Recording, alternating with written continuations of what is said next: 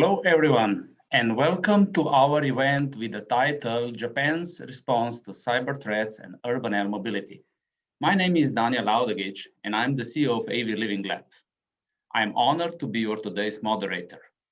This event is organized by the Embassy of Japan in Slovenia, Slovenian Ministry of Public Administration, Slovenian Japan Business Council, and AV Living Lab. First of all, I would like to welcome His Excellency, Mr. Boštjan Koritnik, the Minister of Public Administration. His Excellency, Mr. Hiroshima Matsushima, the Ambassador of Japan to Slovenia. Her Excellency, Dr. Ana Polak-Petric, the Ambassador of Slovenia to Japan.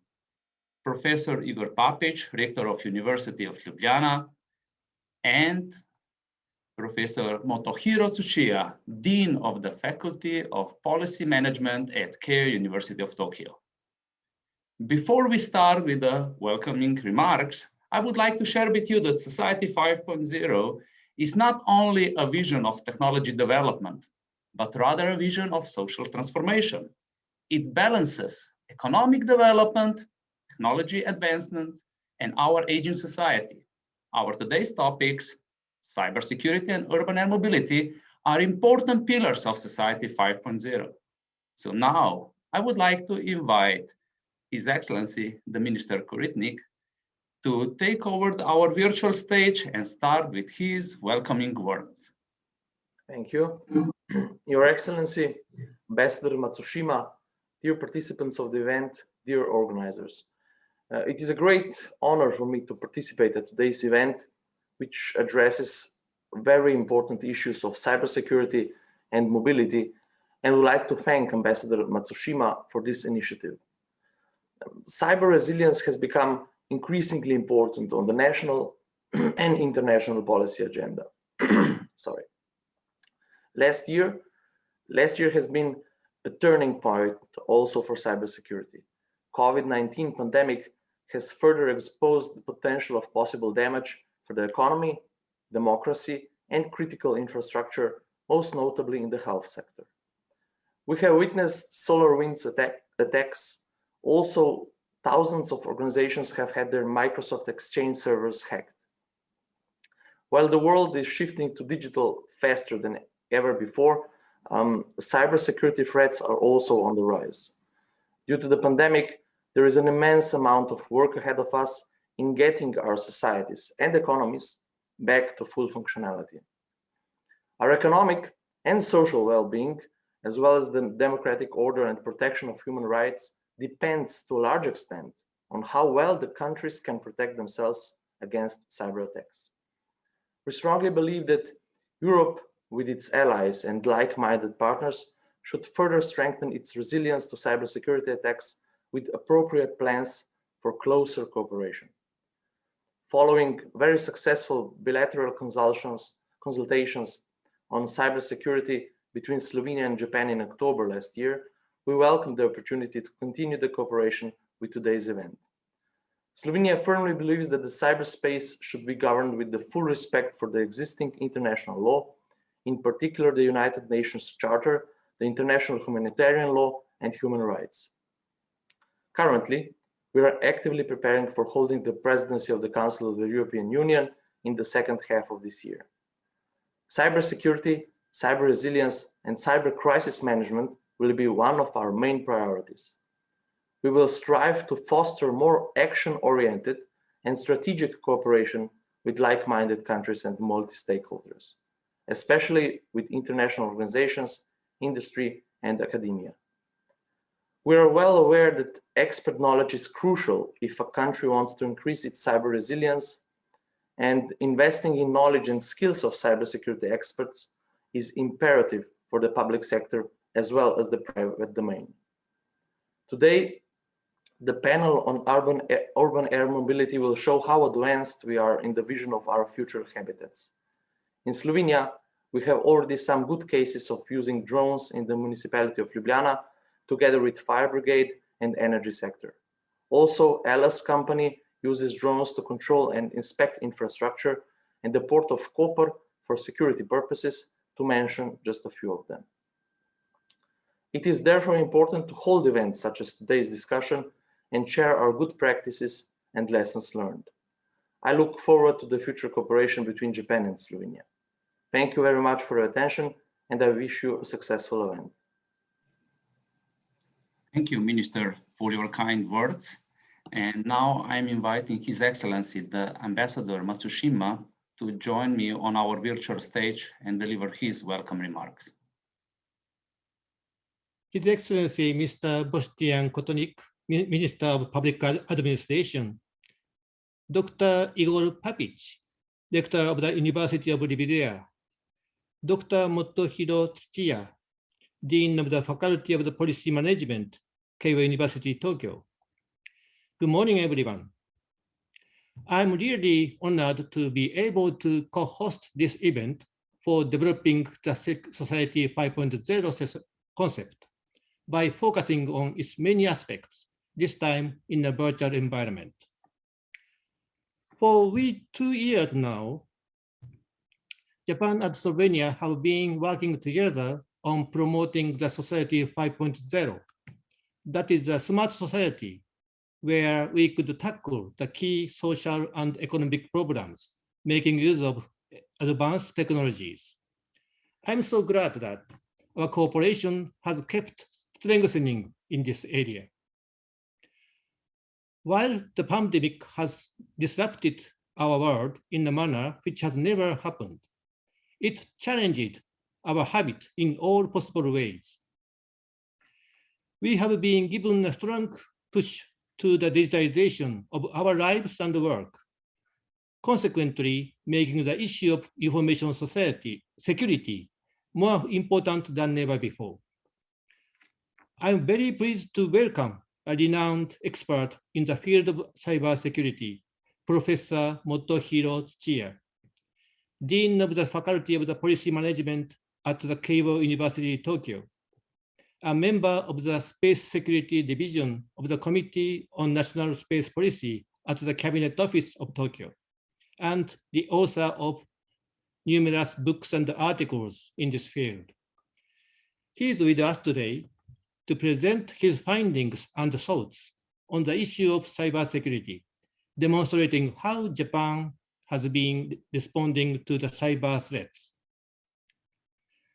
Last but not least, I'd like to sincerely thank the co-organizer of this event, the Ministry of Public Administration of the Republic of Slovenia, the Slovenia-Japan Business Council, and AV Living Lab, as well as all the speakers and participants for your dedication to deepening the understanding on this issue. I believe that we will recognize the necessity of further cooperation between our two countries on cybersecurity after this event. And above all, I hope you all enjoy it. Thank you so much. Hura Lupa. Thank you, the Ambassador, for all your kind words.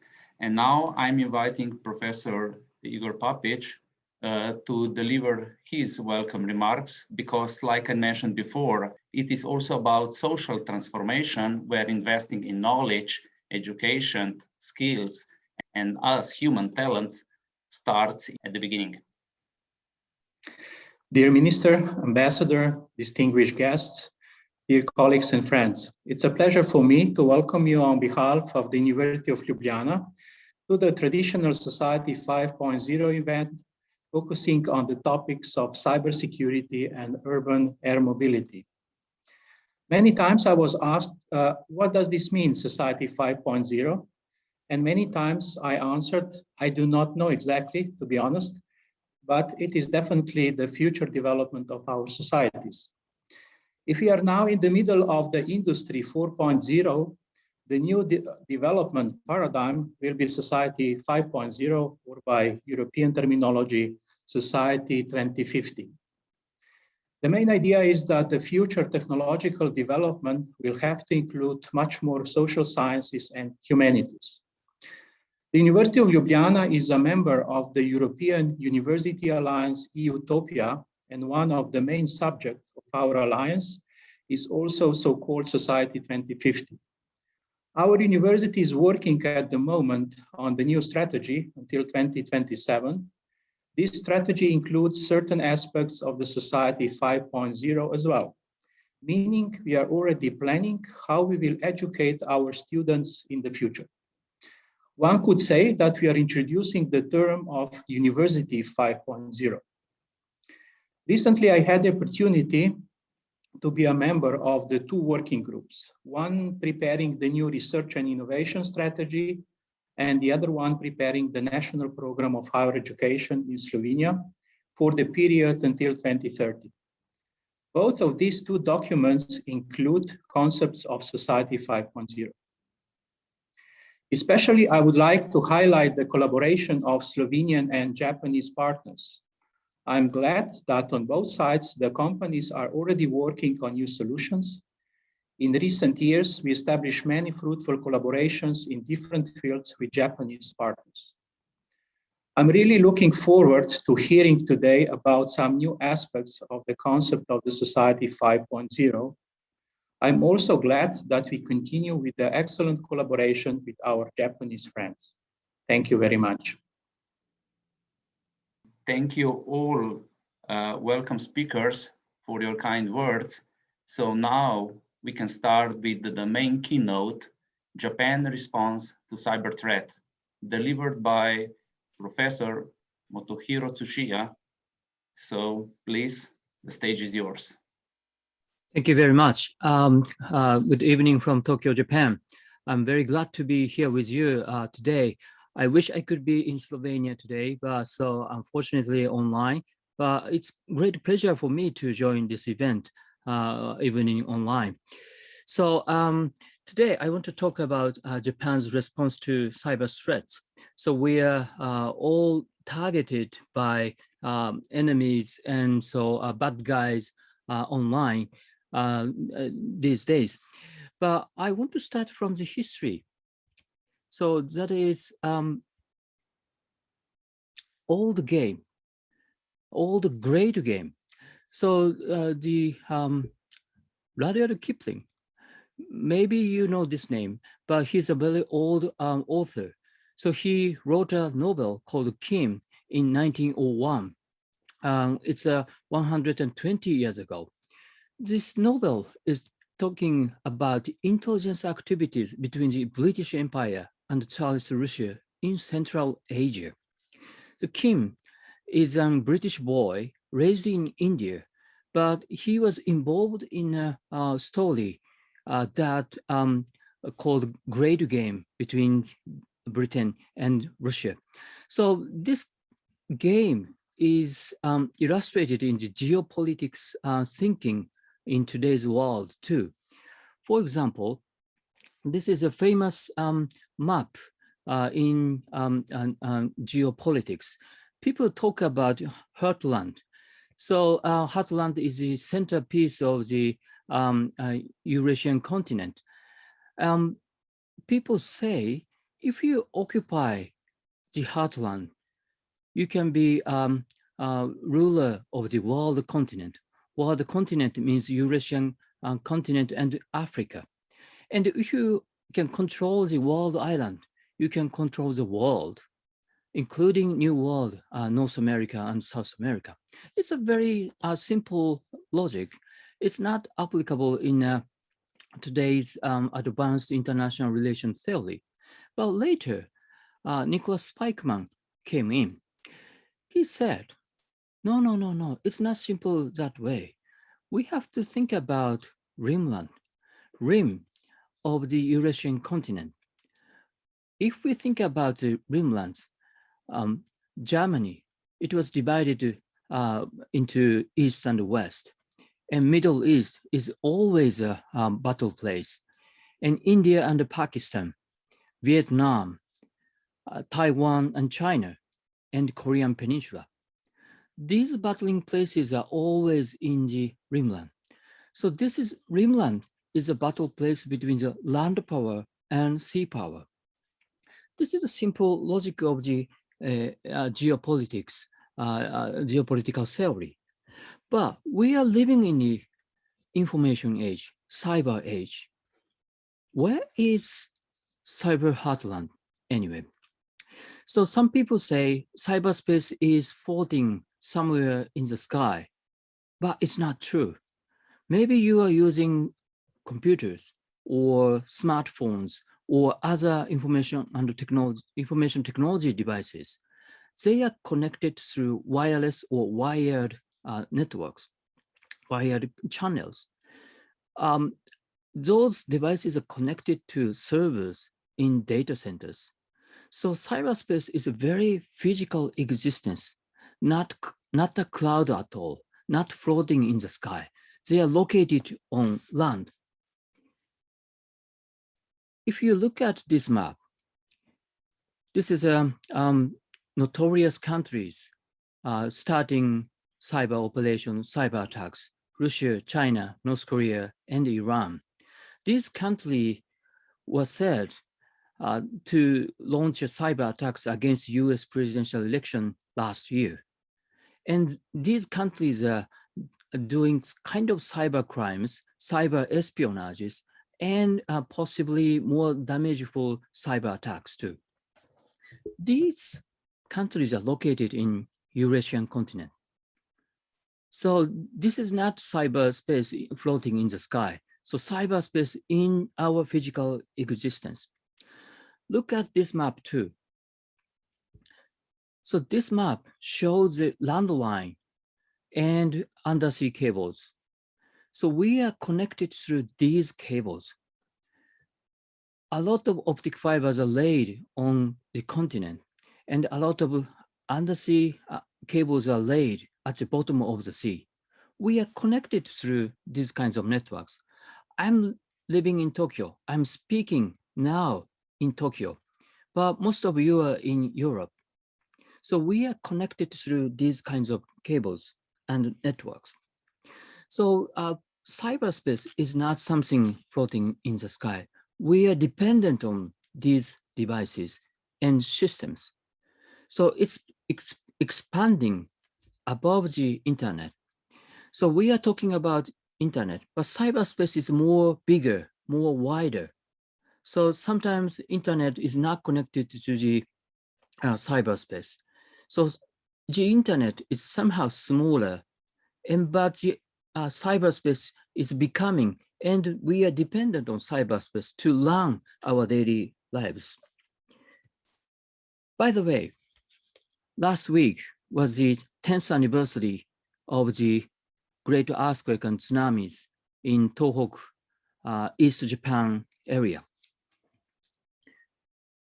This picture was taken in my mother's hometown. So my mother passed away more than 25 years ago. So she was not affected by this tsunami and earthquakes, but my uncle's family was still living there. And in this town, more than 500 people died due to the tsunamis. So I want to thank people in Slovenia and Europe. So these pictures showing that kids in Slovenia are sending us great messages. So ambassador is receiving the message from a Slovenian kid. And last week, Slovenian embassy in Tokyo posted this message. So they say they pay respects to Japan and its people. We stand with you as friends and supporters. We really appreciate your support. And my family in Fukushima are very happy to take such supports from all over Slovenia and from all over Europe. But after this tsunamis and earthquake and radiation accident, we found that there were bad guys too. 20 years later, 20 years after the earthquake and tsunami, it was on March 31st, 10 years ago, we found that a lot of email messages came into government officials' computers. So Japanese government officials received these emails, and the subject line says radiation level yesterday. It was quite natural for them to open up attachments because we were worrying about Fukushima Daiichi nuclear plant. So we were very, very serious what will happen in the future. That's why they opened up attachments, and they found customized virus later. And a lot of government information was stolen by remote by someone else outside Japan. It was a big shock for us. 6 months later, September 2011, we found another incident. Mitsubishi Heavy Industries is the biggest military contractor in Japan. So they are developing defense systems for self-defense forces in Japan, and they are co-developing American products too. So they have some American technologies too. So we were very much shocked that Mitsubishi Heavy Industries were targeted by cyber attacks. So, but it's not the end of the story. We are getting a lot of cyber attacks after that. Then in June 2013, the government made a cybersecurity strategy for the first time. Cybersecurity strategy was created by Information Security Policy Council. I was one of the members, and I was sitting on the other side of this table, but so no one was interested in me, so no pictures available. But so we were very positive to make the policies to prepare for the cyber attacks in the future. Then what we did is March 2014 to make the self-defense force cyber defense unit. It is still small, but we made a first step to make the cyber defense in the national level. So we have to find bad guys in our soil, and we have to stop cyber attacks against the Japanese nation and our prosperity. And in November 2014, so we passed the cyber security basic law.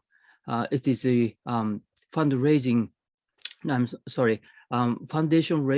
foundation making law to discuss how to stop cyber attacks against Japan. But again, we found an incident in May 2015. So Japan Pension Service was hacked. We lost more than 1.25 million pension records. Japan is an aging society, as Daniel said in the opening remarks. So older people were very upset and they were angry. Where is my pension records? Where's my pension money? It was a big political scandal for us. But again, we found something later. So we found that more than 1,000 organizations, including the government agencies and private sectors, were under cyber attack at the same time. It was a huge, massive cyber operation against us. We couldn't stop them, and we couldn't detect those cyber attacks in advance. It was a big shock for us. So after this incident, again, the Japanese government made another cybersecurity strategy in 2015. We tried to strengthen our cybersecurity strategy. But after this, we made another policy initiative. It was Society 5.0. Society 5.0 was published in December 2015. What it is? I believe most of you know what it is, but this is a short story. So our society started from hunting and gathering. We called it Society 1.0. After that, we developed agriculture. It's a very revolutionary way to make food. We called it Society 2.0. But the Industrial Revolution made us more prosperous. We can create produce more things. It was industrial society. We call it society 3.0. After that, now we are in the information society. It is society 4.0. But what will be the future? That society 5.0. It will be super smart society. So we are dependent on IT devices in today's world too, but we have more advanced systems and devices to make our society better. What is society 5.0? We define it as a human-centered society that balances economic advancement with the resolution of social problems by a system that highly integrates cyberspace and physical space. So we are talking of information society in terms of software or sometimes only devices, but fully we have to integrate cyber systems and physical systems to make our society better. And after this,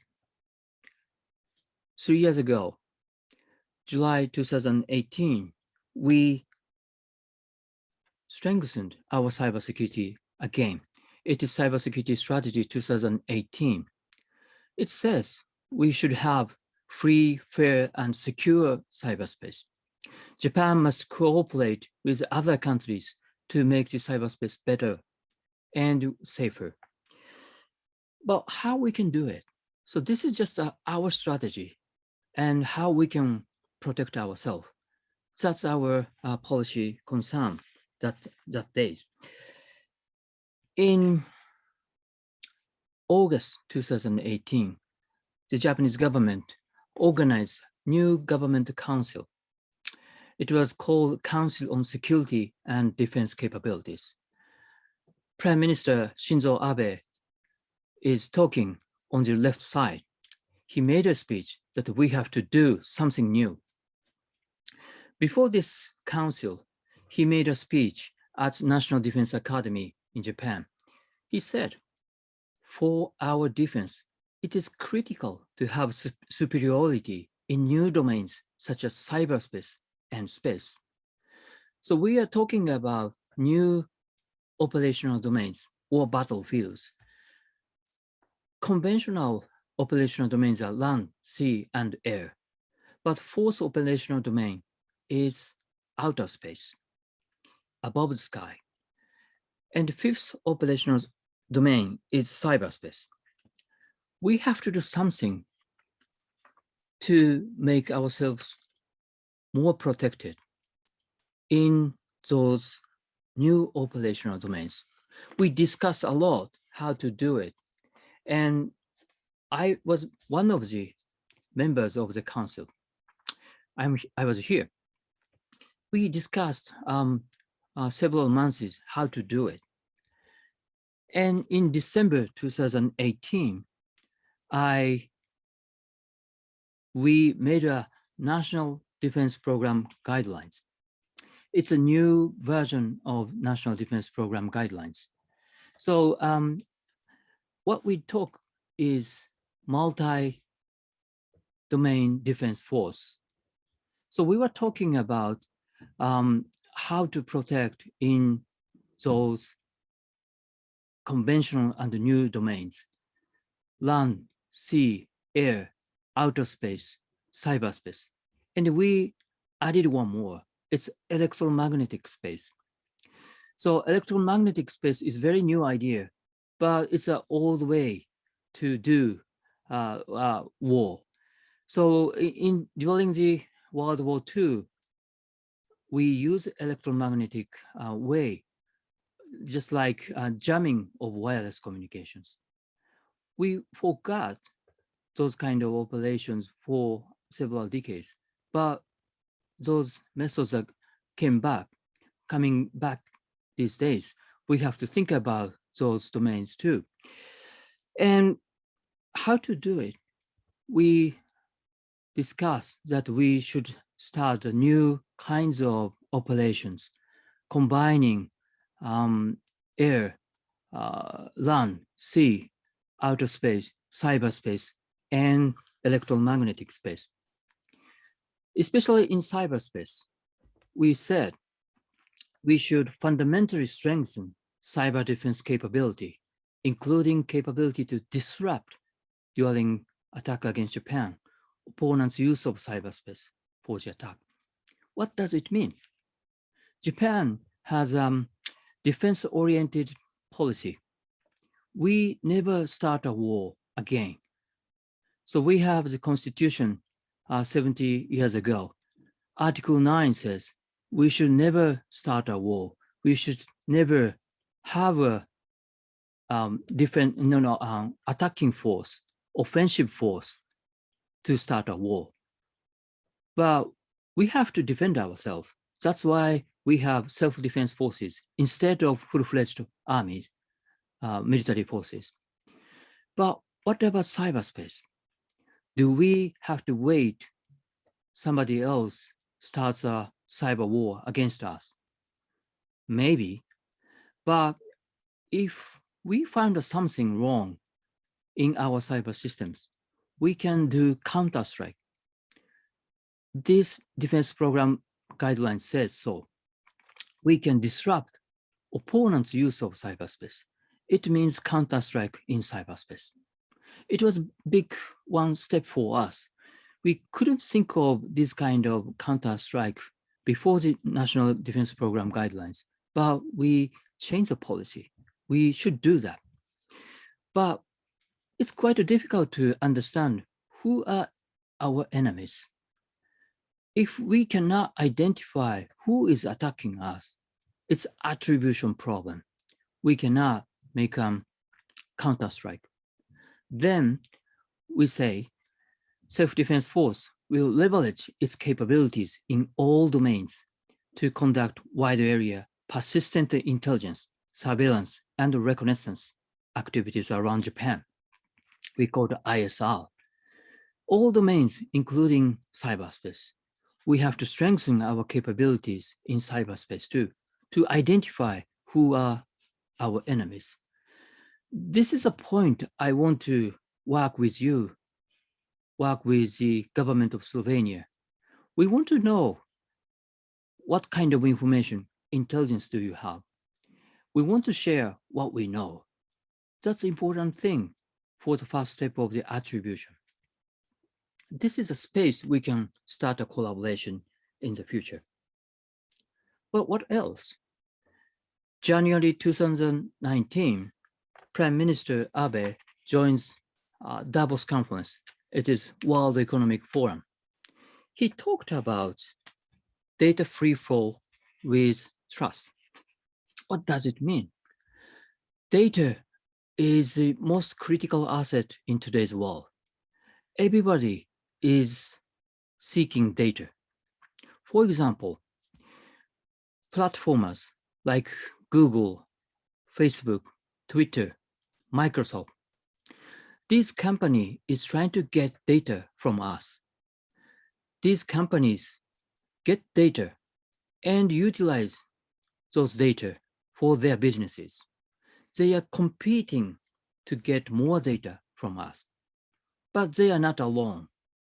Governments sometimes seek data from us, even in democratic countries.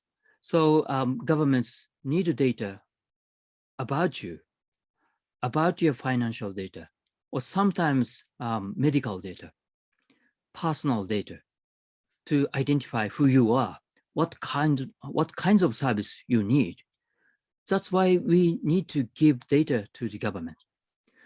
In an autocratic world, they are seeking more data from the people. China, Russia, North Korea, or other authoritarian governments try to get more data from the people.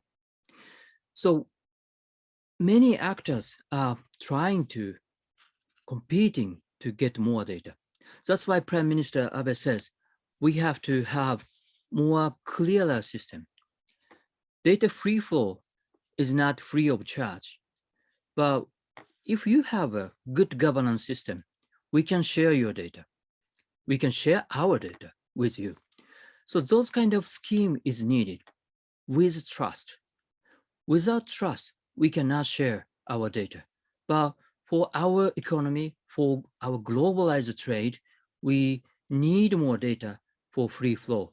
So I know the European Union set GDPR. It is a good policy to regulate people's data transfer. So it is aiming to protect people's privacy. That's an important aspect. But if necessary, and if we have enough trust, we can share our data for meaningful purposes. That's Prime Minister Abe said in World Economic Forum. But what we are worrying about today,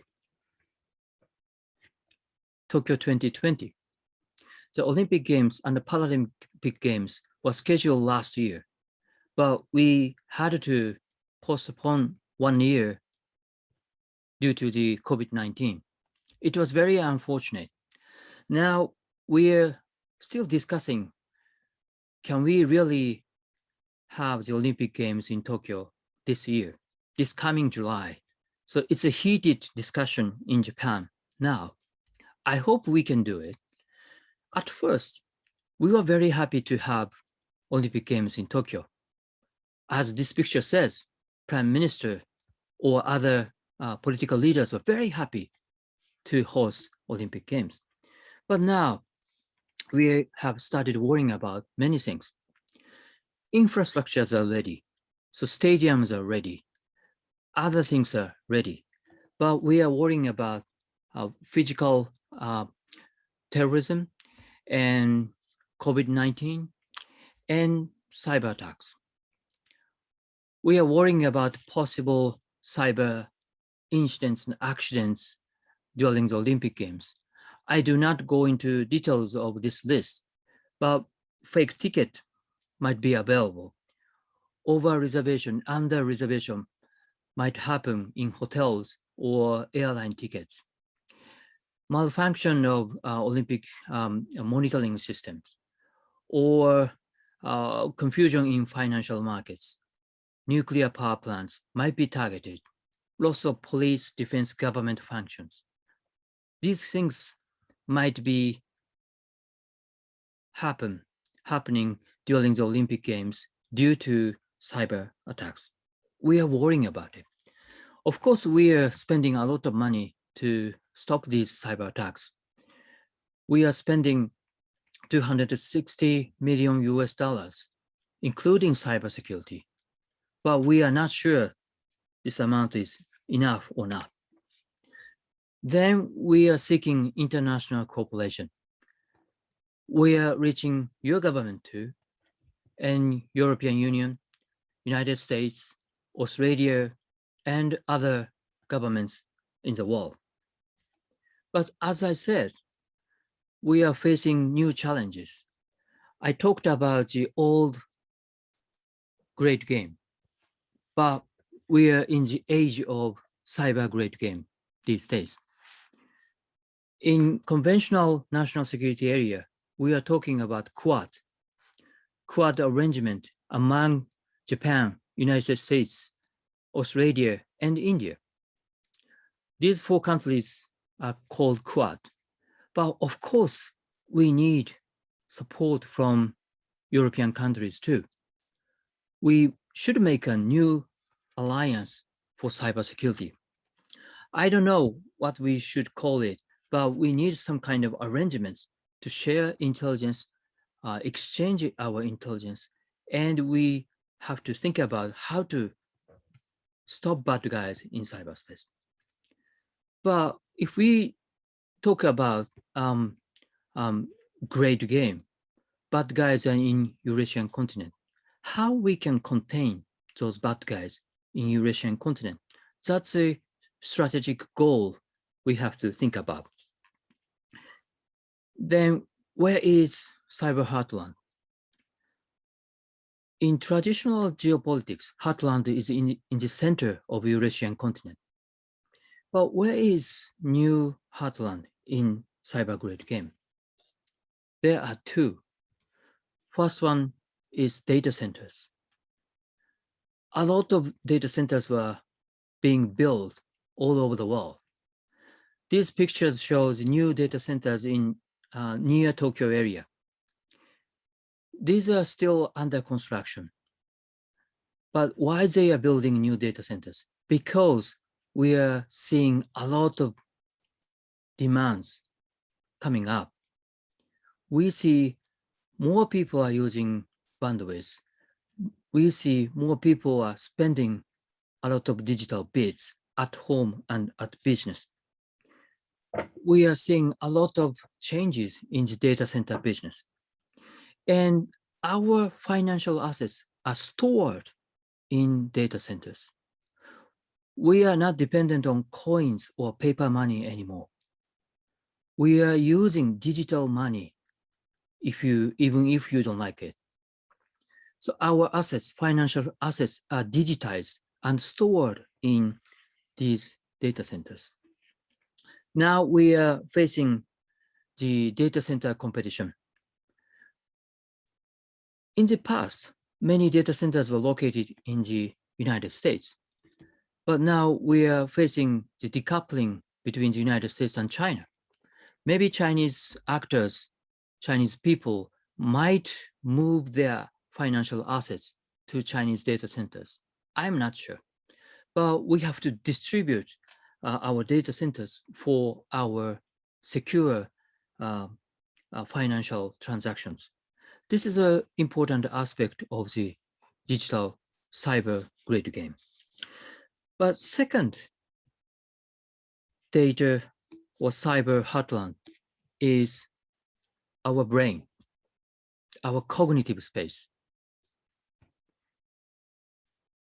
Somebody is trying to manipulate what we know.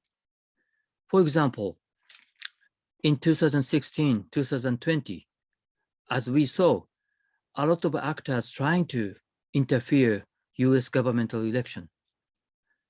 So some people try to send fake news. Some people try to scare you if you vote or do not vote. So some people trying to move you by manipulating your knowledge, your idea, your way of thinking. This is an important new aspect of our cyber grid game. But it is not a new idea. In 1993, John Akira and David Ronfeld wrote a paper, famous paper called Cyber War is Coming. It is still fascinating and attractive paper, but what they are talking about is not cyber war actually. So they showed us cyber war and net war. The title of the paper says cyber war is coming, but what they were discussing in the paper is net war. What is cyber war? Cyber war is disrupting cyber systems as we are discussing today. It is a simple idea, but net war, what they described was disrupting what we know, what we are thinking, what we are talking, what we are speaking, what we are listening. These kind of things might be disrupted by someone else. Some actors trying to manipulate your way of thinking. This is an important second aspect of cyber grid game. So IT devices and IT infrastructures are pathways to our cyber heartland. At first, I said we are connected through landlines and undersea cables. Those cables are connected to data centers, but data are affecting our way of thinking. So we have to defend cyber systems and our minds. That's an important thing today. So Japan's response to cyber threats. We published many policies and initiatives and strategies. First, Society 5.0. We are trying to combine, integrate cyberspace and physical space.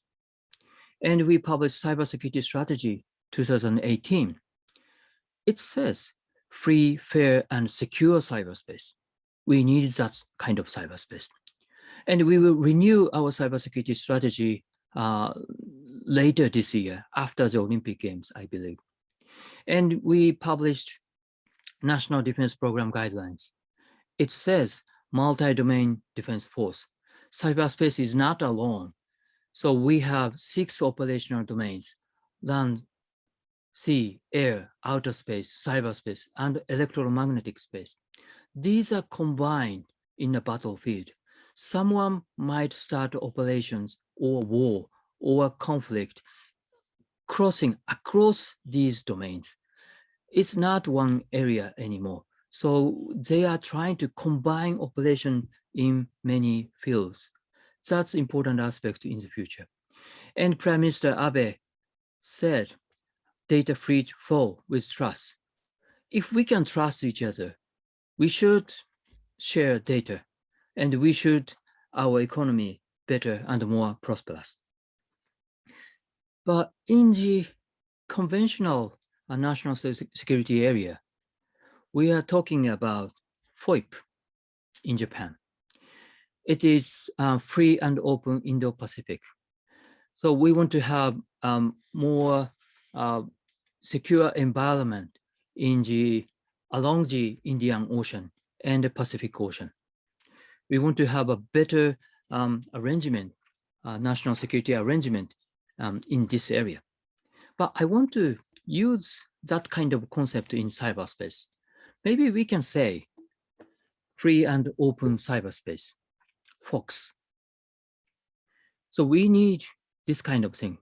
Japan published many initiatives, but simple term is free and open cyberspace for everyone, every country. We need that kind of cyberspace. We are facing the eroding nature of cyberspace these days by cyber operations, cyber crimes, cyber attacks. Well, we have to make it better with our alliance. And maybe we can say free and open cyber Slovenia too. So Slovenia might be a smaller country. Unfortunately, I have never been to Slovenia. I still don't know what is the size of your country, but you can be a power in cyberspace. So population doesn't matter in cyberspace. If you have technology, if you have talented people, you can be a power in cyberspace. That's a big thing in the today's world. Cyber great game we were talking about, how we can collaborate, how we can make our cyberspace better with collaboration between Japan and Slovenia. That's I want to discuss with you after my talk. This is my last slide, final slide, conclusion. So we are living in the age of cyber great game. We are facing a lot of new things, a lot of challenges. We have to change our way of thinking. And IT devices, information technology devices, and the infrastructures are pathways to our cyber heartland. Cyber heartland is physically data space, but psychologically our brain, our cognitive space. We have to defend these spaces. How can we secure free and open cyberspace? That's the agenda today. So I want to stop here, and I want to have your questions, comments, and thank you very much for your time to listen to my talk. Thank you again for organizing this event and inviting me to this event. Thank you very much. The floor is going back to Daniel. Thank you very much.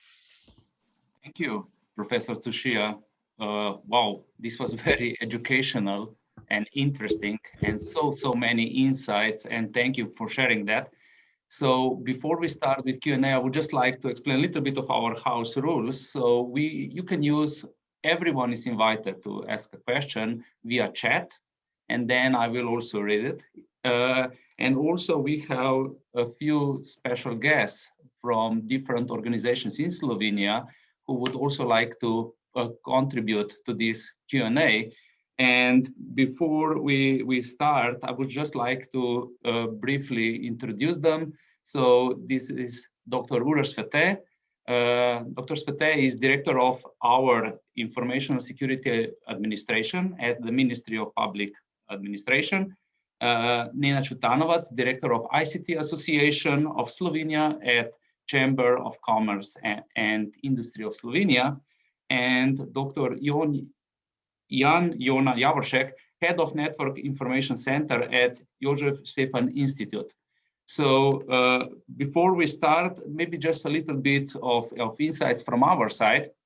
So the Institute Jožef Stefan started with artificial intelligence very, very early, back in 70s, and they have many scientists, and I think this will be a nice collaboration. And also our university celebrated more than 100 years of existence, and they are also leading a couple of industries. One of them will be also future radio control aircrafts, because they are competing for many years, for last 6 years in the US on the competition where more than 100 universities were competing. And in 2019, they were first, ahead of many established US universities like MIT, Stanford, many European ones, even from Japan, Singapore, Hong Kong. So this is quite an achievement. And of course, all these emerging technologies are contributing to our cyberspace. But before we start with questions, I have one from my end, because we are talking a lot about Society 5.0. So could you just briefly again explain us how cybersecurity fits within the Society 5.0 and this transformation of our society on better? Thank you very much, Daniel. So security is always a basis of new society. So people cannot trust the basis or infrastructures, we cannot build something on it. So for example, 10 years ago, we had earthquake and tsunamis and the Fukushima Daiichi nuclear plant accident. We lost power in Tokyo, electronic power.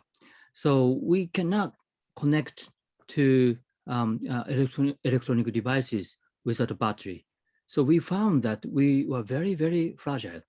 So it was caused by natural disaster, but we thought someone might do those things instead of natural disasters. Intentionally, they try to manipulate our systems, our infrastructures. Then we all lose communications. It's a nightmare. For example, after the earthquake and tsunami, we tried to reach our family members and friends, but phones didn't work because a lot of people started talking at the same time. So we cannot communicate. Then what we did is Twitter or Facebook and social media to connect, find our families and friends. So those servers are located in the United States. So we were using a lot of undersea cables to connect to the United States. But what happened? Earthquake cut the cables of the Japanese coast. We lost a lot of cables in the eastern part of Japan. Then we rerouted our traffic to the western part of Japan. Then other cables are connected to the United States. We found that we are very fragile. We are island country, so we are dependent on undersea cables. Slovenia is not an island country, so you are connected through many landlines. But who are controlling your networks? You should care about them.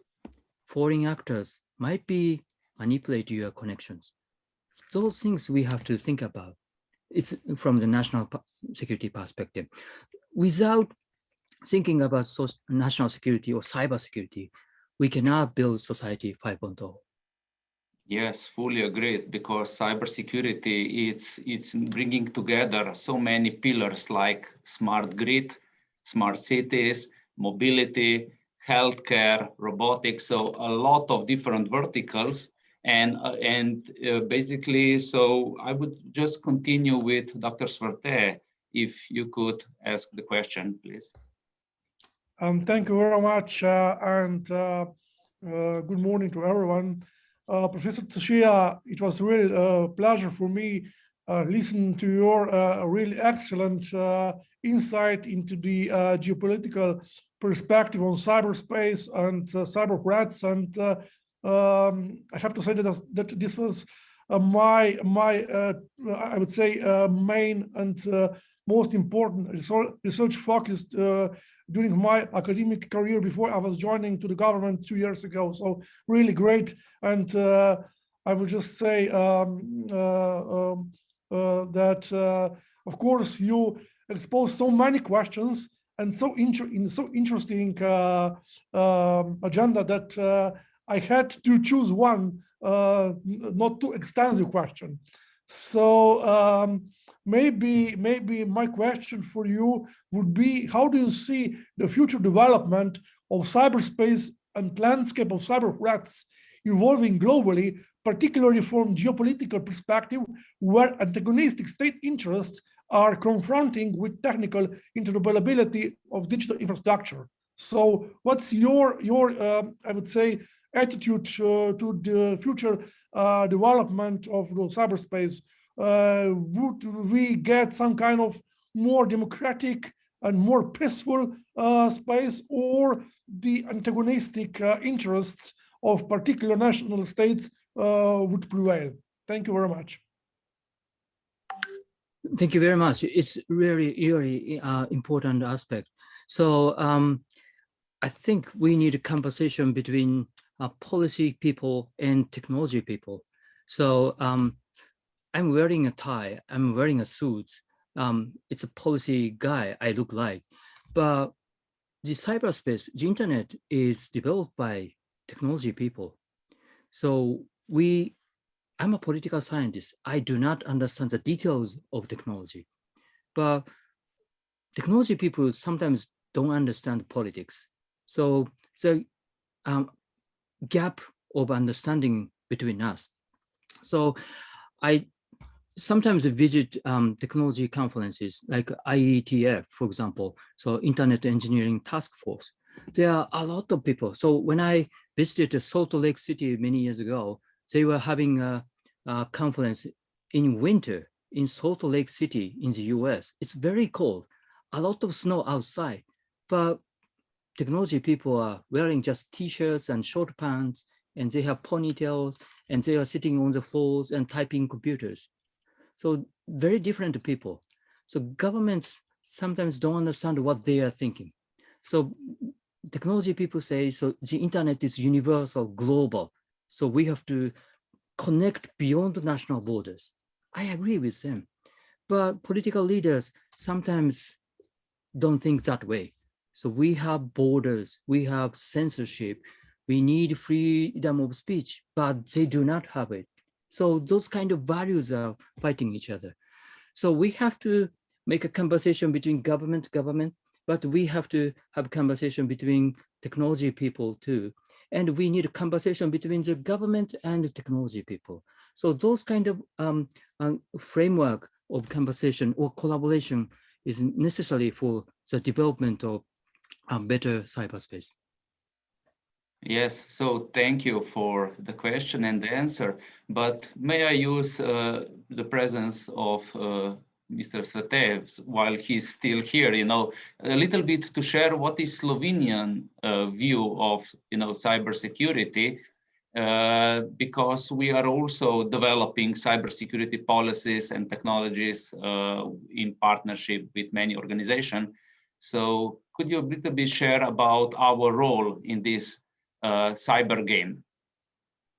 Thank you very much, Daniel, for your question.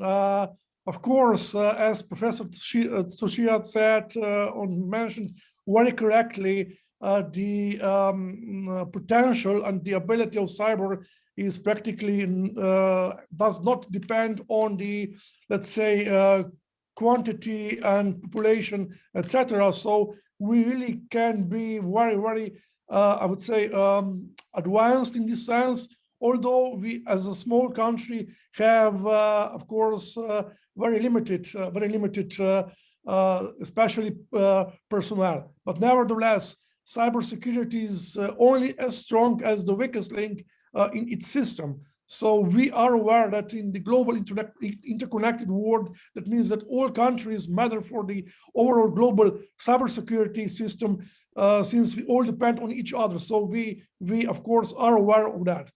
And Slovenia is a reliable international partner, especially as a part of the EU and NATO, but also in other forums like-minded countries, for example, OSCE, UN, etc. So we are integrated into this international area.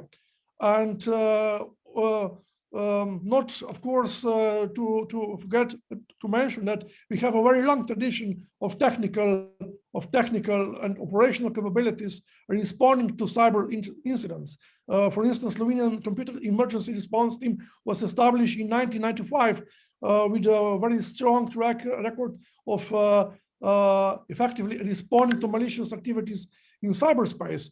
And so we have some tradition as well in this particular sense. But COVID-19 pandemic has further exposed the potential of possible damage for the economy, for democracy, for critical infrastructure, most notably in the health sector, and even loss of life as a consequences of cyber threats campaigns. So right now we are improving the information sharing platform among all stakeholders in Slovenia, intelligence community, police, defense, and both CERTs, so governmental and national CERT. And as Professor mentioned in his really excellent insight, the trust is very important for information sharing, not just between the countries, between the nations, but even inside. So we have to develop a platform, an ecosystem where the information would be shared, not just at the international level, but in Slovenia as well. So maybe not to forget to mention is that Mr. Goras Bovic is currently actually chairing the EU CSERT network. So this is very, I would say, important because we chair this CSERT network for the entire trio presidency for 18 months. And of course, as I already mentioned, being EU and NATO members for us is very important, because this membership has helped us to significantly strengthen our capabilities. We adopted the first cybersecurity strategy in 2016, and this was more or less the consequence of our NATO membership. And then we established, or we passed our information security law in 2018, which was a consequence of our EU membership, because we then have to follow our NIS directive. So this is important for us, that the let's say international agreements and organizations are not just agreements for information exchange, but for bringing the policy together, for bringing the focus together, and for making our societies more resilient. Thank you. Thank you. Thank you. And I would just use this opportunity to ask you one more question. Since Slovenia, with 1st of June, take the European presidency, what are the European priorities or initiatives in cybersecurity space? Yes, that's right. Our Minister for Public Administration today already mentioned that the cybersecurity or cyberspace resilience is one of our priorities for EU Council presidency in the second half of this year. So we have pretty rich program for our EU presidency, EU Council presidency. We plan to organize a conference during our presidency on 4th of September, and we, of course, we will discuss more on the topics with the fighters' priorities. So you are kindly invited to this conference in Bled in Slovenia. But regarding, let's say, the content, we will certainly spend majority of our energy in the revision of the NIS directive, which is, as you know, the main EU directive related to ensuring the high common level of security of network and information systems across the Union. So it was adopted, as you know, in 2016, as I already mentioned, and it was very important for Slovenia as well. And our administration practically is one, as a national competent authority, is practically one of the consequences of implementing this NIS directive into the Slovenian legislation. And European Commission presented a proposal of NIS Directive 2 in December 2020.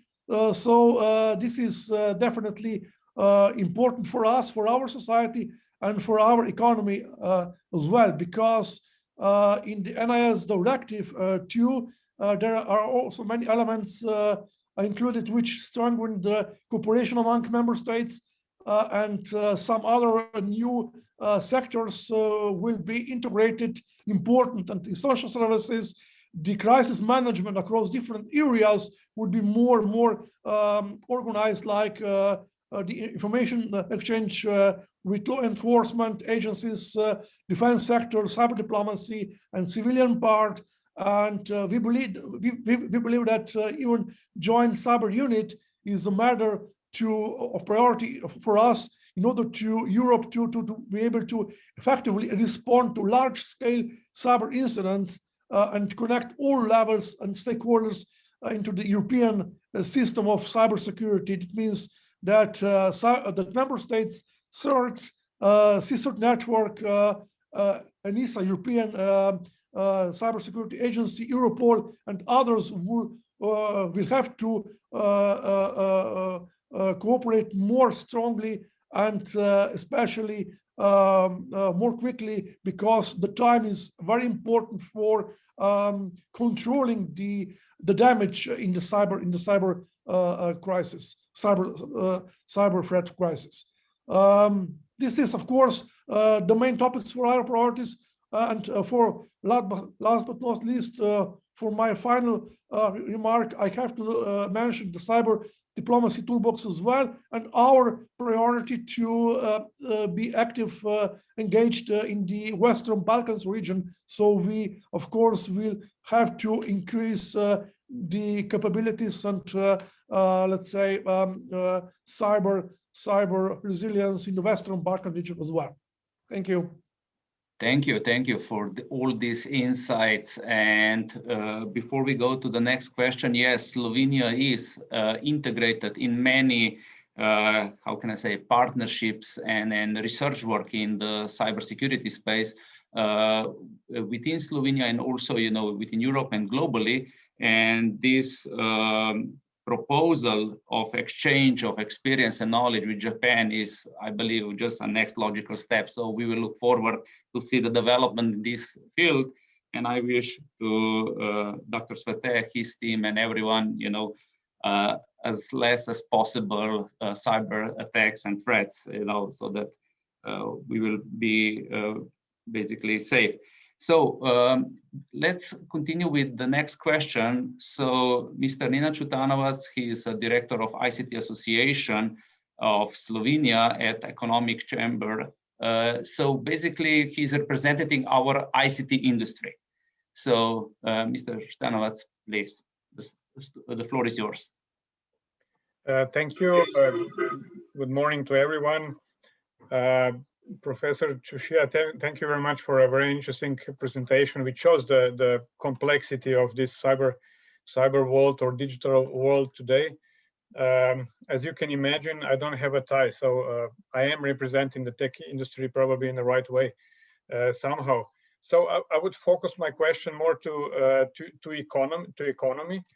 So Slovenia, let me just describe briefly some characteristics. We are a small country. The economy is relatively small to comparing to big economies, of course. There are many small, medium companies within this. So the average size of the company is much smaller than in big countries.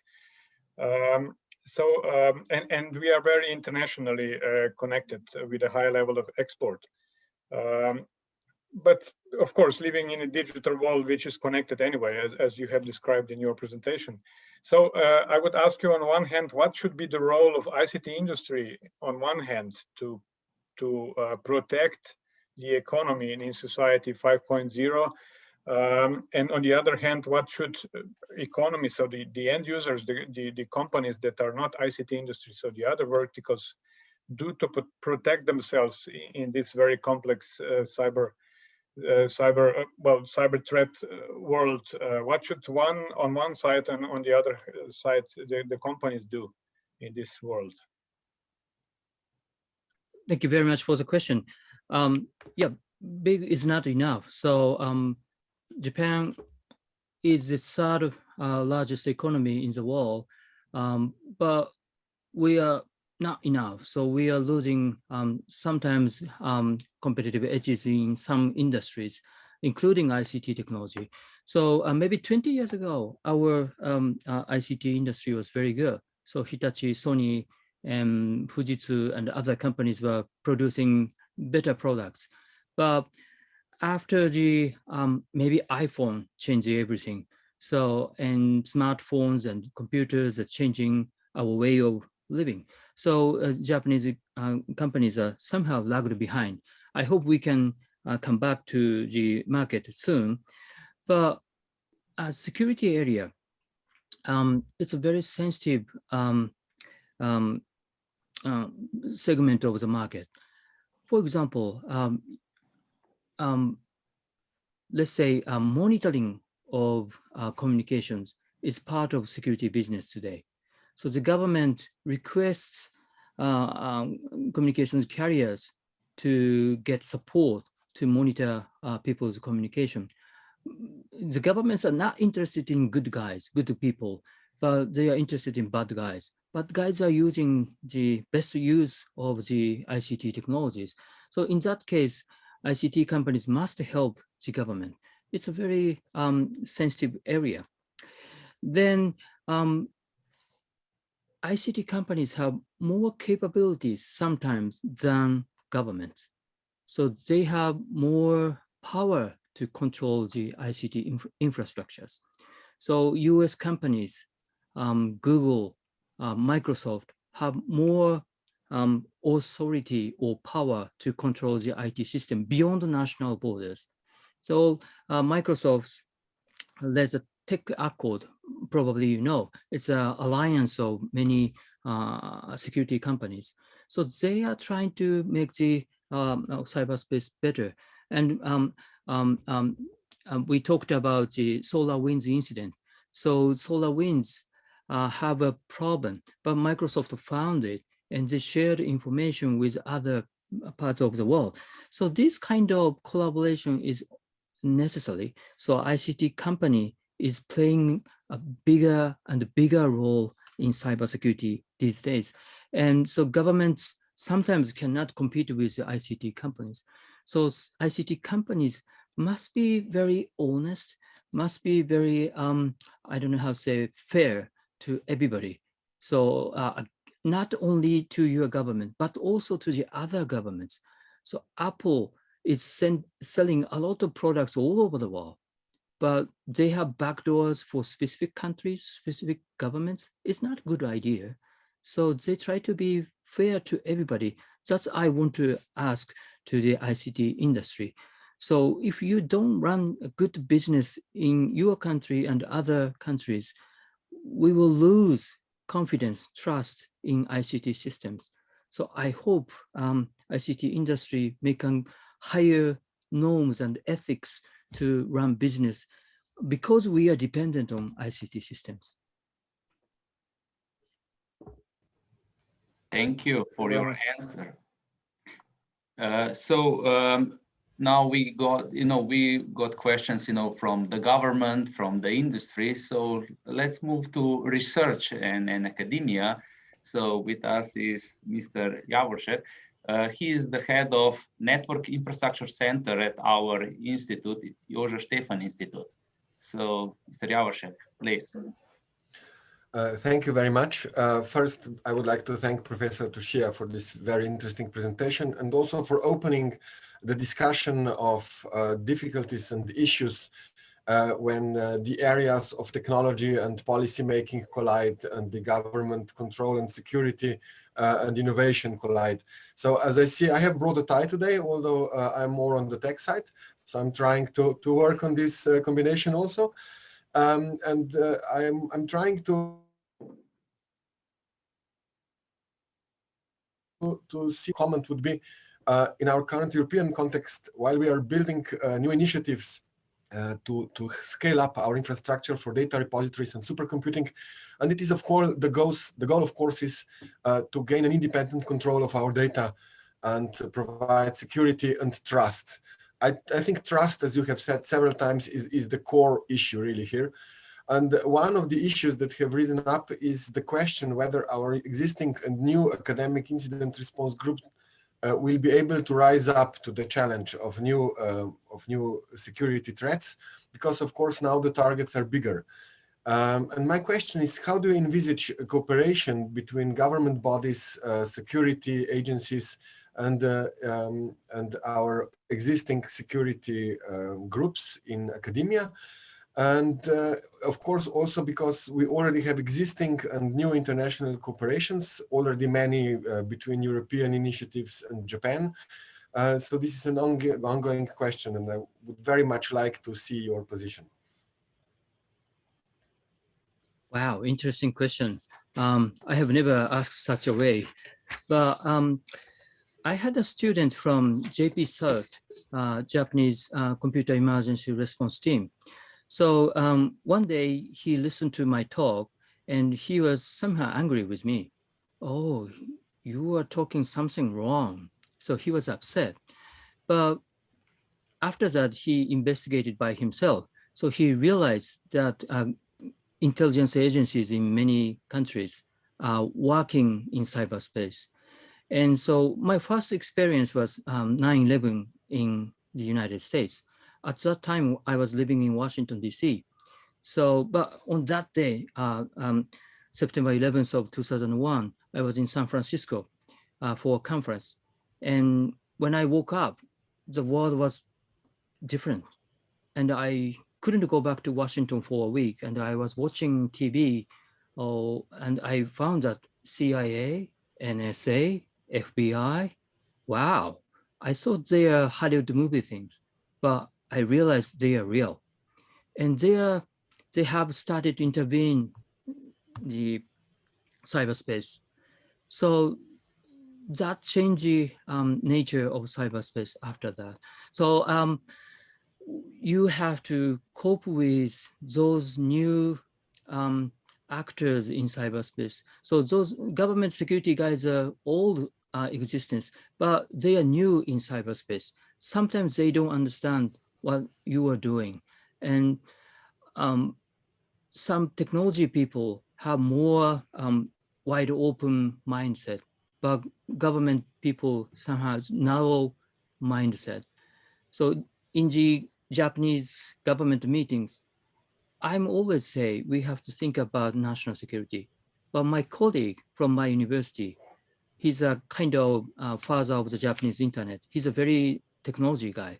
He always say, no, the internet is universal. We should not talk about national security or national defense. It's not the way we are thinking. So that kind of collide was happening, repeatedly happening all over the world. So Japan is not a good example in that case, because our intelligence agencies are somehow weaker, because our constitution, Constitution 21 says we have to respect people's secrecy of communication. We don't have NSA, we don't have GCHQ in our government. So our Japanese government is respecting people's secrecy of communication, privacy.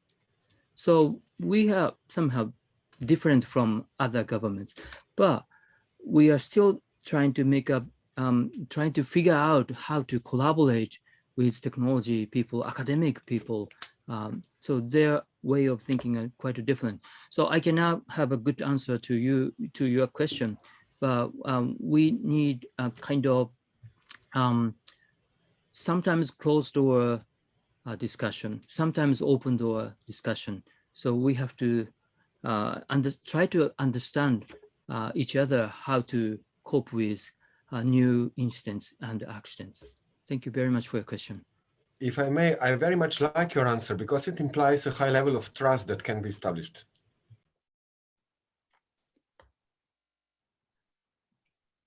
Yes, we trust is easier to say, but trust is very difficult to build. So now most of you, we met for the first time online. Can we be friends now? Maybe no. You don't know me. You just listen to my talk for 40 minutes. That's it.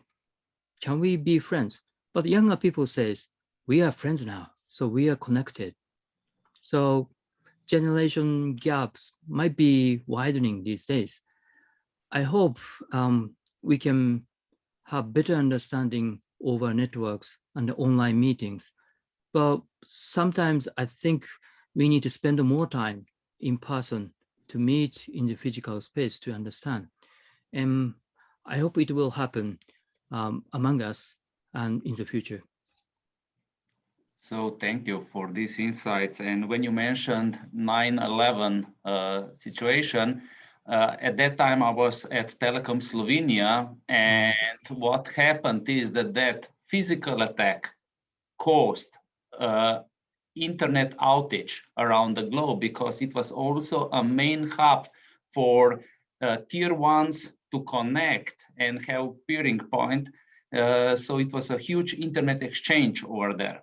So everybody felt everywhere. And when internet is down, you know, we depend so much on it that our lives really are I could say, under attack.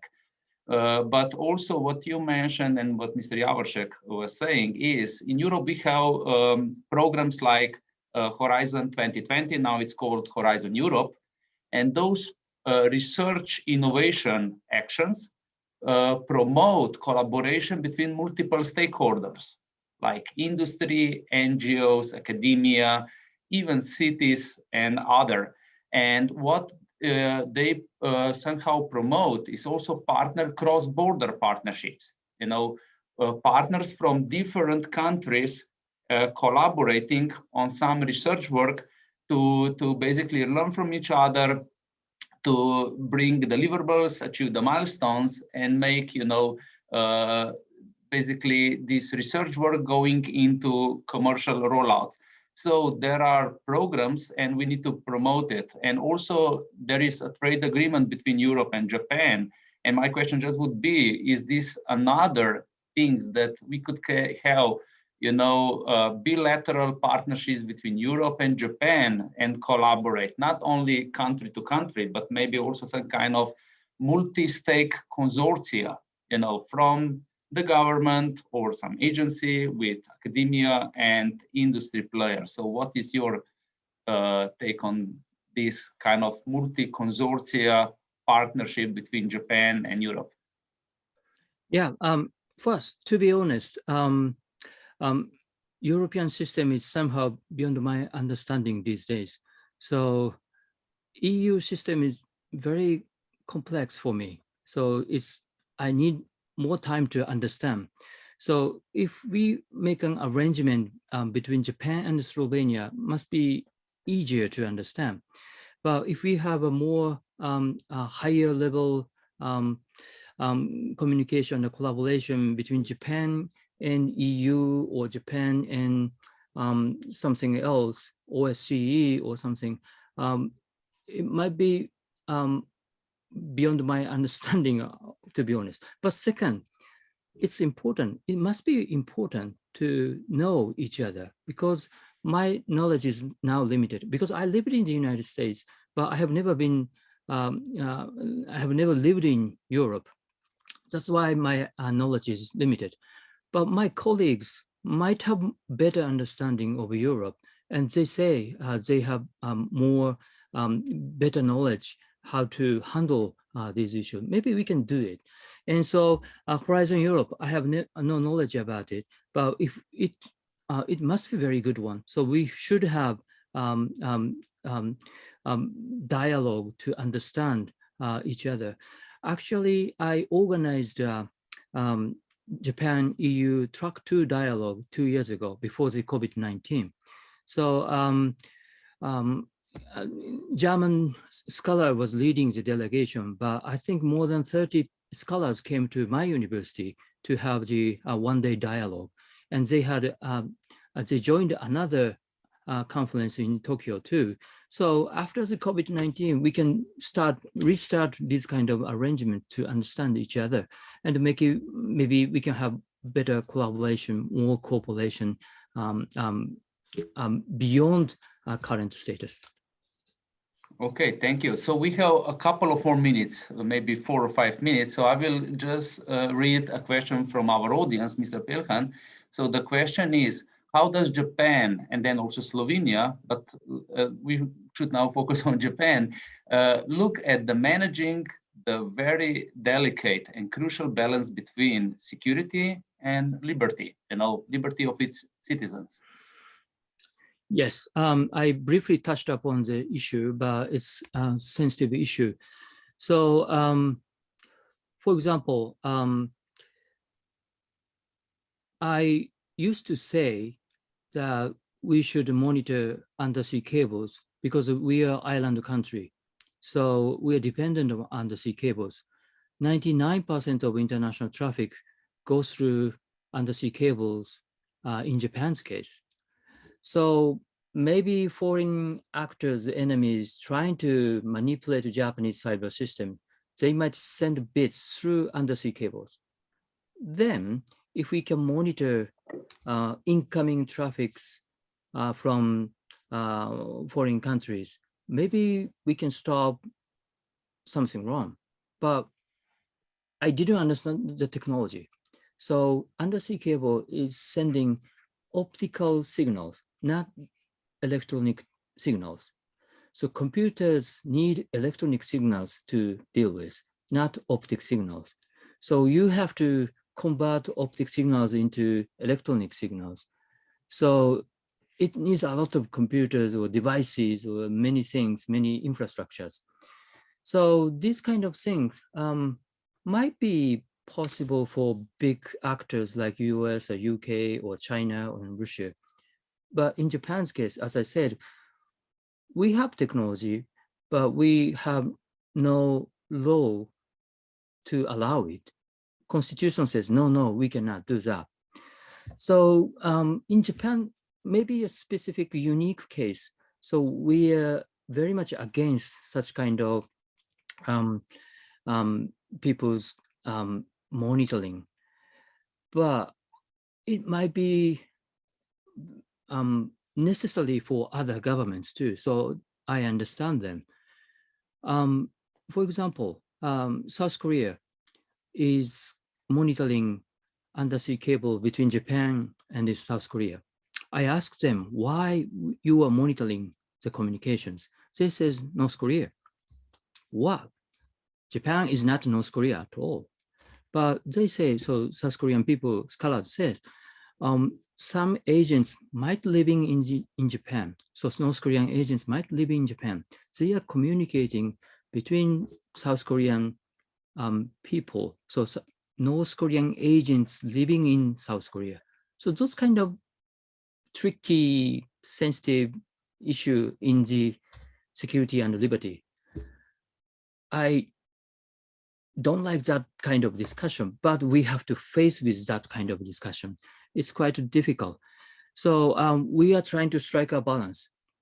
It's easy to say strike a balance, but it's really difficult to do strike a balance. So it's a still ongoing discussion in Japan. So yesterday, we found that Line is a very popular application in Japan on mobile phone. Is allowing Chinese employees tap into database in Japan. It's a huge political scandal now. It should not happen, but it happened. So it might happen in other countries too, in Slovenia too, but so it's difficult policy question. Yes, it was, and thank you. And with this, so we are exactly with the timing. We are really concluded this first part.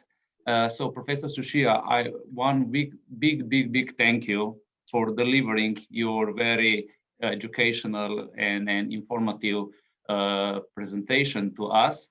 And we know that COVID-19 accelerated the digital transformation, the rise of e-commerce. So this topic is even at greater importance today and looks like it will continue. We are living in a cyberspace, and a part of this cyberspace are also drones, which are topic for our second part, and Yes. urban mobility. So again, thank you.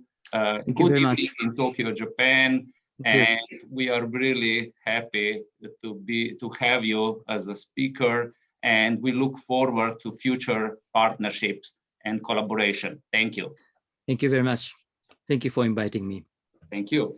Our audience, so the next part will be urban air mobility. And how this fits into Society 5.0 is that more and more people live in cities. So cities, they need to manage better the infrastructure, space, energy, and also what's happening is that we live in three-dimensional space.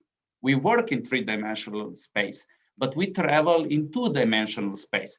So what's coming are new systems that will occupy our skyline above the system, and this will be the topic of the second panel. And what we will do is we will basically have keynotes, and after keynotes we will have also the roundtable discussion, and keynotes will be delivered by leading companies like Seastral, then ALS, which is our electric power transmission network operator, then Japan UTM Consortium, and European Smart Cities Marketplace, and Airbus. And of course, also Professor Yoshiaki Chikawa will join us in the roundtable discussion. And now let us start with the opening of the second part, delivered by Her Excellency, Dr. Ana Polak-Petric, the Ambassador of Slovenia to Japan. Dear Minister, Mr. Koritnik, President of University of Ljubljana, Dr. Papic, Ambassador Matsushima, ladies and gentlemen, dear participants. Thank you for joining this online event, which is another important and innovative initiative in the long-lasting partnership and cooperation between Slovenia and Japan in the field of Society 5.0. I strongly believe this is also a very appropriate time for this discussion. COVID pandemic has fiercely hit our societies and economies. It is robbing people of their lives and livelihoods. But this trauma, I believe, is also our challenge, and hopefully it will result in a catharsis, in the understanding of the need to change and transform our society to a new next level, if you wish, to a Society 5.0 level. This means that the post-COVID rehabilitation necessarily needs to be green, sustainable, digital, and friendly to the future generations. Also, it means our societies need to be more resilient and better prepared for future crises, disasters, cyber attacks, and pandemics. These issues are very important to Slovenia. They're all set as priorities of the Slovenian presidency of the EU, which is coming up in the second half of this year. And during this period and beyond, Slovenia will put all the efforts in the realization of these priorities. But at the same time, these are also the topics where Slovenia and Japan are strong partners already today with enormous potential for the future. The joint implementation of the concept of Society 5.0 is definitely an important part of this collaboration. There are many opportunities for enhanced cooperation between our two countries in years to come, be it during the Olympic and Paralympic Games, during Slovenian EU presidency, or next year in the framework of the celebration of 30th anniversary of diplomatic relations between Slovenia and Japan. It is also the Embassy of Slovenia to Japan which will do its utmost to help in the promotion of this joint collaboration. To conclude, this event is, in my opinion, a very important one for various reasons. Firstly, it is another effort to bring together politicians, businessmen, experts from Slovenia and Japan, and by that fostering partnership between our two friendly countries. Further, it provides yet another milestone in boosting the ideas how to implement Society 5.0, by which we help advance both countries' competitive strength on the new technologies. And finally, it is another attempt of Slovenia and Japan together to raise awareness of the importance of the Society 5.0 ideas. There is a long way to promote this concept in Europe and the world, to promote the idea that we need to create safe and sustainable future and humanity for all of us. Thus, I thank the organizers of this event, the panelists and participants for this effort. I wish you all a productive and future-oriented discussion. Thank you. Hvala lepa. Arigato gozaimashita. Thank you, the ambassador, for your kind words. And now we will start with short keynotes. So first one will be delivered by Marco Pelkan, co-founder and chief strategy officer at Sea Astral. So Marco, the floor is yours. Okay, well, thank you very much. This was, good morning, everybody. Minasan, Ohayo gozaimashita. Here we are. So I will present our company.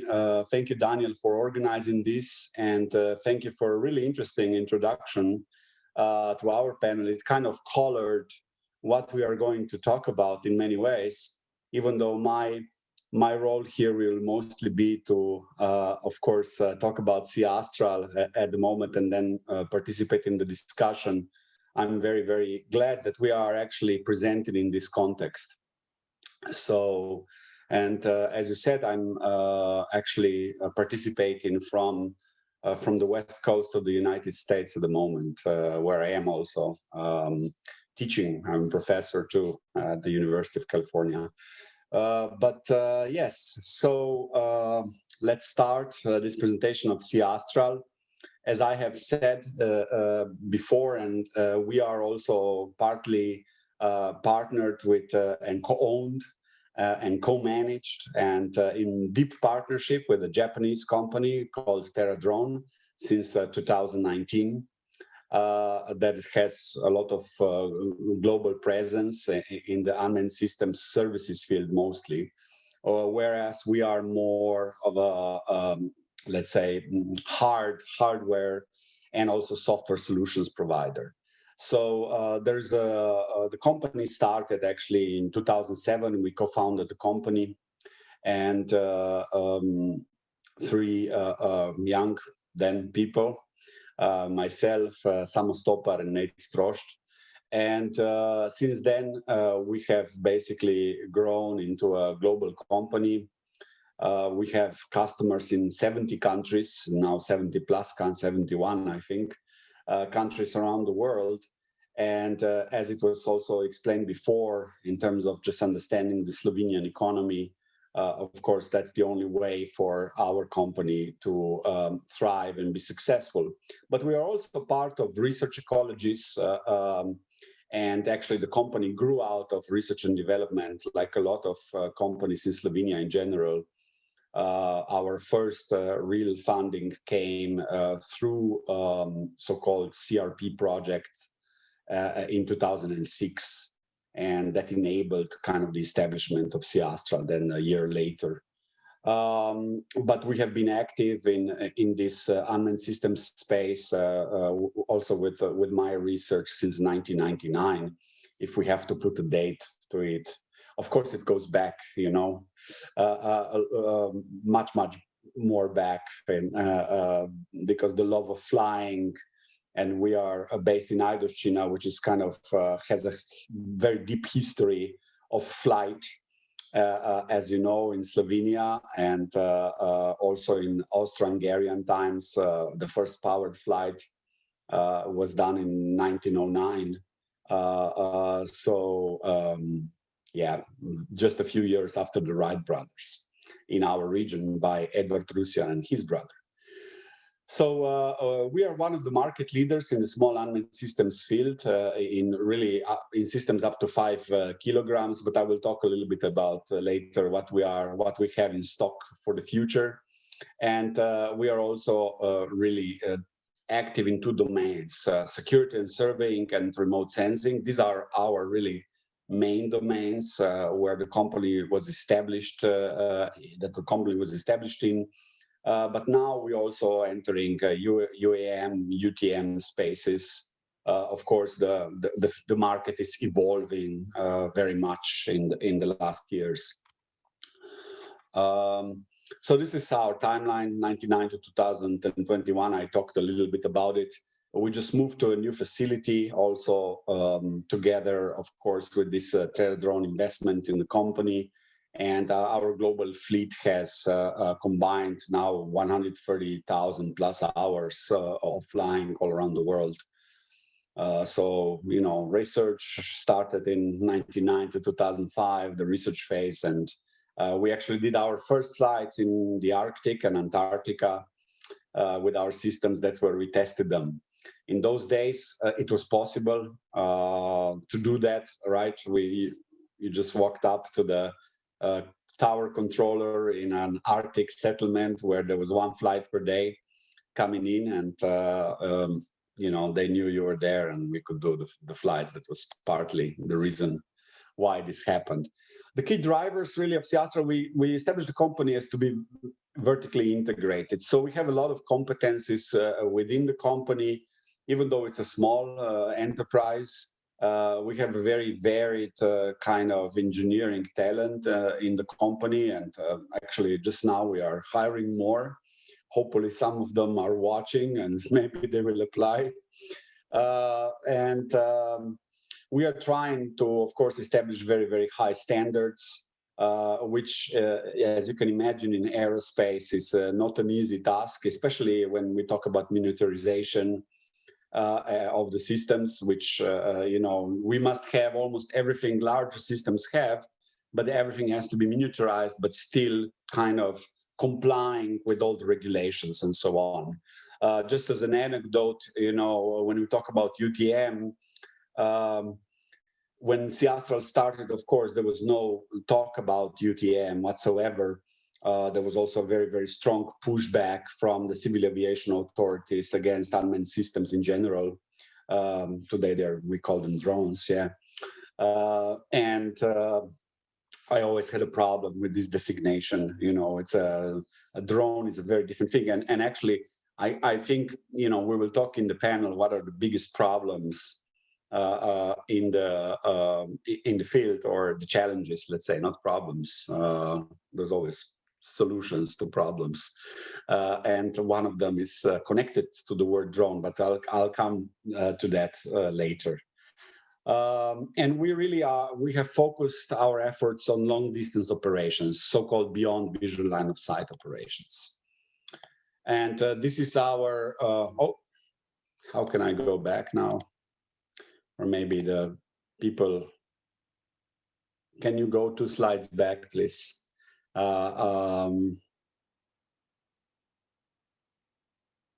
Here we go. Our products are here, so you can see that we have a full complement of systems, a smaller one, larger ones, and also, of course, a few in development.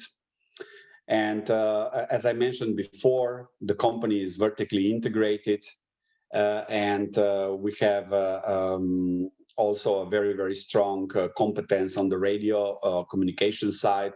We are developing our own radios, and also some of our very, very close partners.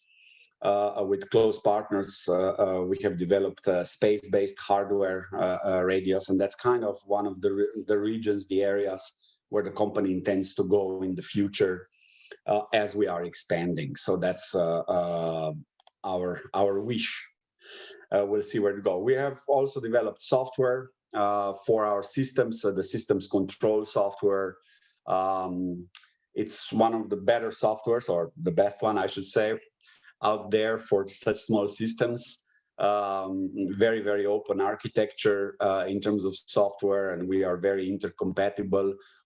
In our line of work, we have to deal with a lot of different contexts, from research to more security, sometimes military, and so on. And the issues of cybersecurity, data security, cybersecurity of systems, of course, comes up.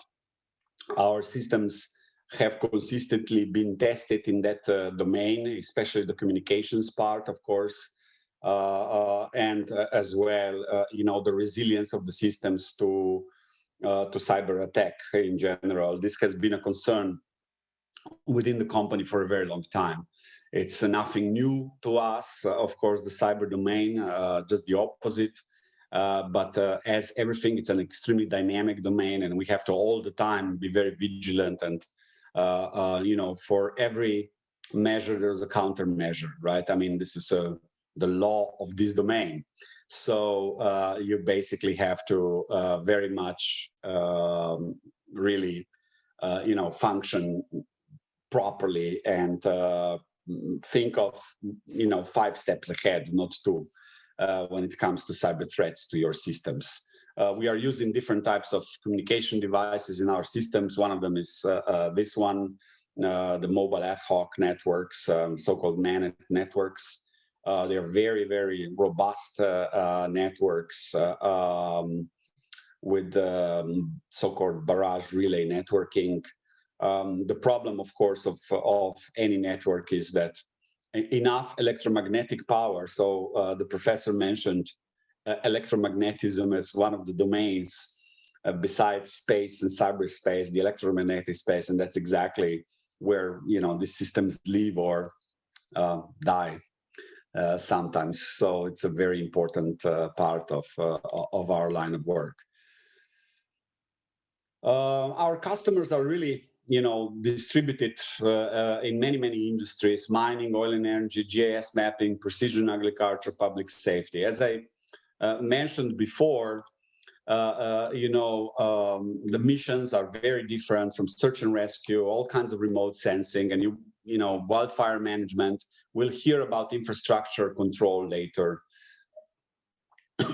Forest and landscape management, natural disasters monitoring, linear infrastructure monitoring, such as power grids, security and defense. So our customers are really just, operating in very different domains. Since we were very early players on the market, of course, a lot of firsts were also done with our systems. The first beyond visual line of sight in Canada, for example, with a fixed wing system, was done with a Astral system. Same for Chile, for example, and Ecuador, I think, also, and of course Slovenia. Since we started with this very, very early on. So we are also involved in the unmanned traffic management integration. As I said, I have an anecdote connected to that. So in 2007, we tried very hard to persuade the Slovenian CAA to be the first one in the world to actually adopt some kind of unmanned systems regulations. Because we saw what will come, of course, and Slovenians sometimes, especially on the institutional level, and I know that we have a lot of listeners from the government, but the government is of the people, for the people, by the people, so they have to listen to us, and people are reluctant to sometimes go into projects like this. Well, 10 years later, suddenly a lot of European level integration projects, research projects, and Seastral was part of 3 large consortia, Terra, Impetus, and Saphir, that were all doing experimentation on UTM. And, you know, it was a very, very large undertaking. This UTM experimentation is ongoing. These were our partners, as you can see, really very, very big players from Boeing to Leonardo, Amazon Prime Air, and also our sister company in a way, because it's also partially owned by TerraDrone, Unifly, the Dutch not Dutch, but Belgium-based provider of UTM systems. And we worked also with Altitude Angel and so on, which is kind of their competition. So really a very, very big effort.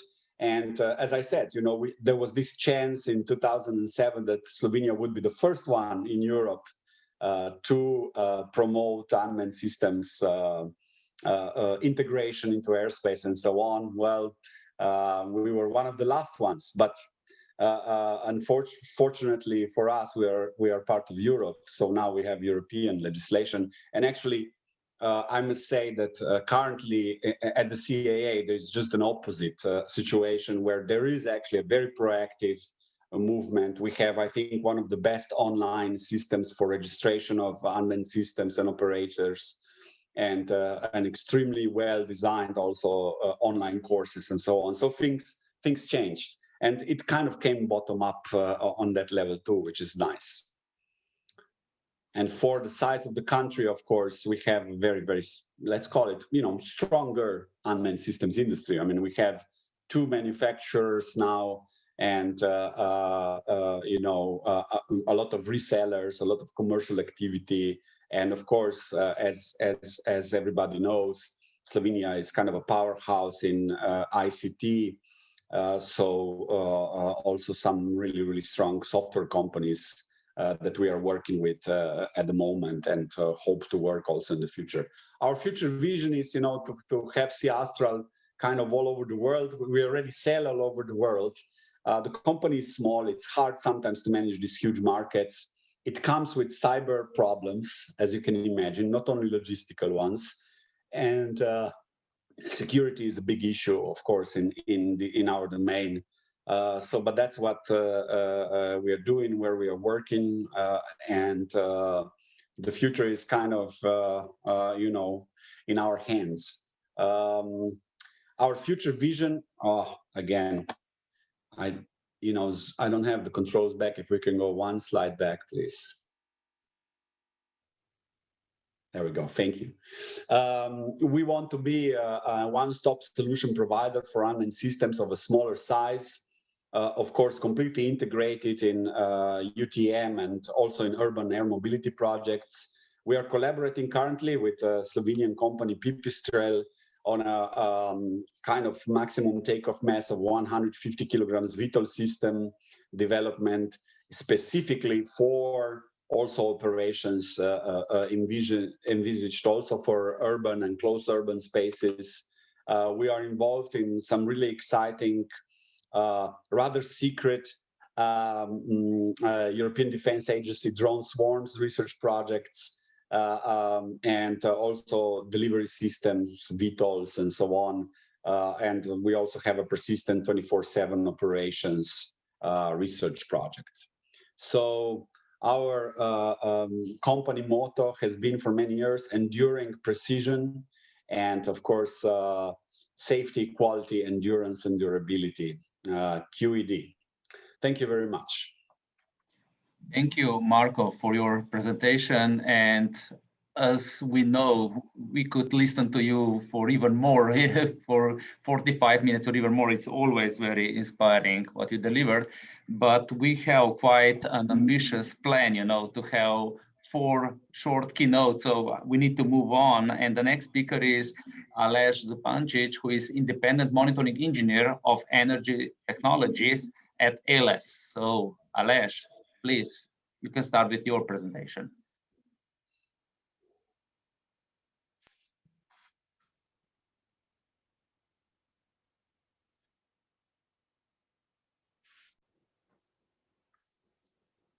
Thank you, Daniel.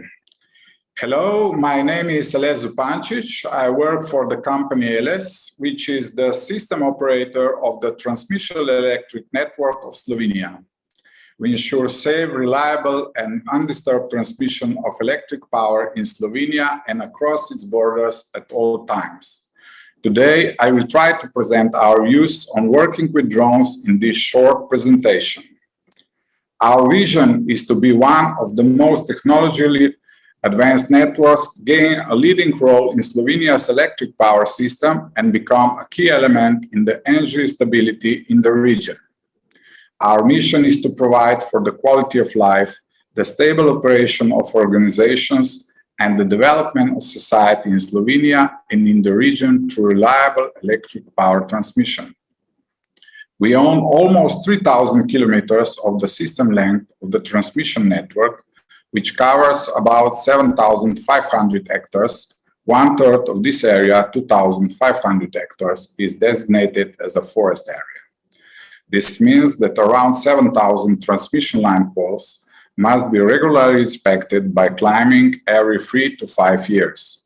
Last year, 360 faults were detected and eliminated in the field of maintenance only. Due to the requirements for a high level of reliability of the power system and the associated network, they are designed so that the failure of any element does not equal failure of power supply for customers. The load on transmission lines increases over the years, which further tightens the conditions for switching off individual transmission lines as shown in Figure 1. The possibilities of longer switch-offs are thus limited.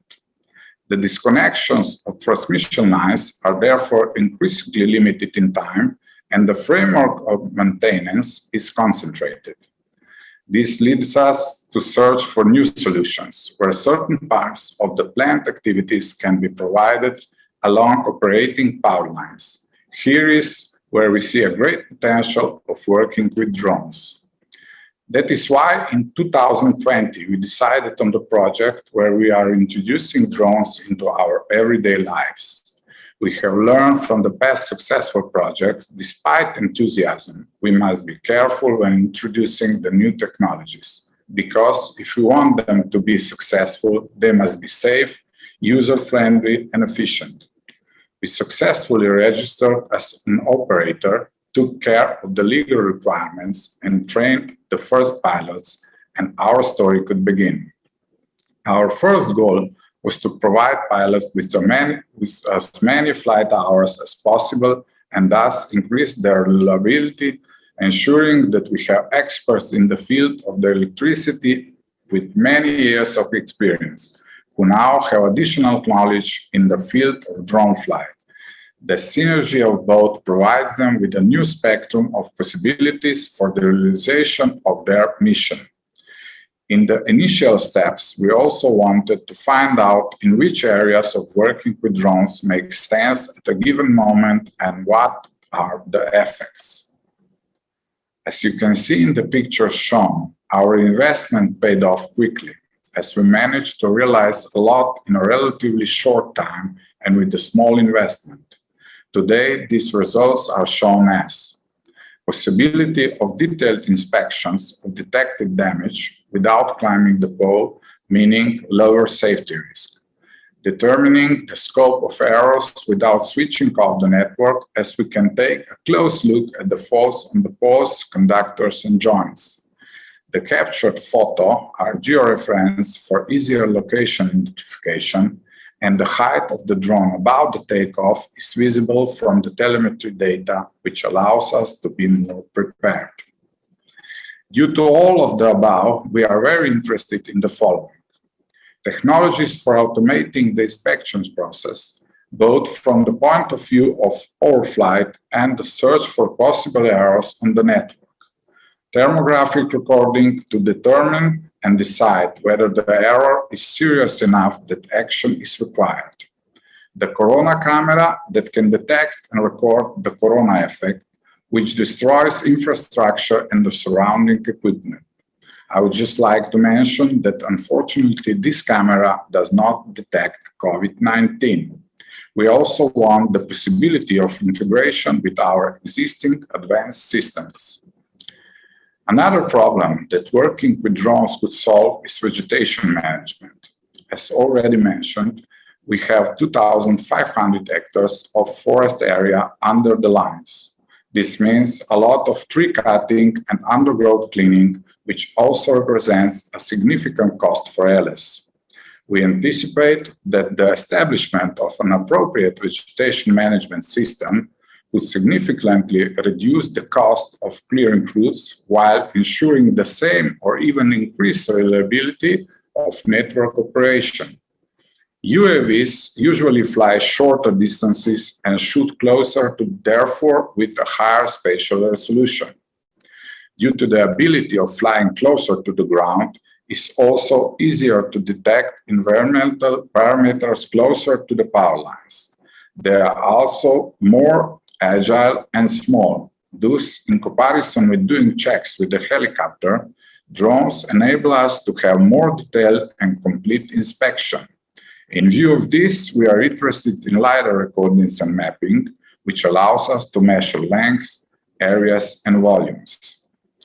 Due to the great diversity of vegetation, climate conditions, and soil composition, ALS and its partners undertook the development of their own vegetation management system, because we will be able to determine further long-term sustainable models through continuous monitoring, which provide planting low-growing vegetation, cultivation in grasslands, etc. This will allow better coexistence of infrastructure with the nature and better relations with people in the area. In all this, we are also counting on the great help of the work done with drones. Last but not least, it's necessary to mention natural disasters. The memory of the icing from 2014 is still strong. As you can see, its consequences on the picture shown. We learned a lot from this event, which once again emphasizes the importance of well-managed route corridors and preventative maintenance of power lines, which in this case prevented a complete disaster. At the same time, we are aware that we cannot resist certain forces of nature, and we can only try to prepare for them to our best abilities. This is another area where we recognize the great potential of using drones. Here are some examples of intended uses. We have built-in overhead transmission line monitors at critical points of our transmission lines, which allows us to monitor the additional load on the conductors, temperature, and also video view. In case of detecting icing, we can quickly fly over the area, determine the danger, and take appropriate preventive action. In the event of an actual natural disaster, where access routes are often damaged, we can fly over the area, locate potential hazards, and determine safe access for remediation. The use of drones also makes sense for determining the suitability of the terrain of the so-called emergency pools, which in such cases can mean the difference between light and dark. In the desire to further develop and prepare the necessary environment, we also detected some legal problems which could limit us in the future. Therefore, as a system operator in Slovenia, we actively participate in the preparation of the regulations. Given the existing infrastructure management systems that ALS already has and the integration of the above, we believe that in the coming years we could significantly automate certain tasks, make them more reliable, safe, and friendly for the company and employees. As you can see, with drones, even the sky is not the limit. That's all from me. Thank you. Thank you, Aleš, for your presentation. So it's really nice, and we will touch a couple of topics also later on in our roundtable. So let's continue. So we go from Slovenia to Japan, and the next presenter is Dr. Hiroko Nakamura, the Deputy Director General at Japan UTM Consortium and professor at University of Tokyo. Welcome, good evening, and you can start with your presentation. Thank you very much. So hello, everyone. I am Hiroko. Thank you for inviting me to this great event. It is my great honor. And if I can wish one more thing, I wanted to be in Slovenia today, but I should be able to be there soon. So I'd like to start my presentation. So today in my slide, I define urban air mobility like innovation expected in urban air, like drone delivery, flying ambulance, and flying taxi. By the way, at university, I have been researching innovation transition management, especially in the aviation industry.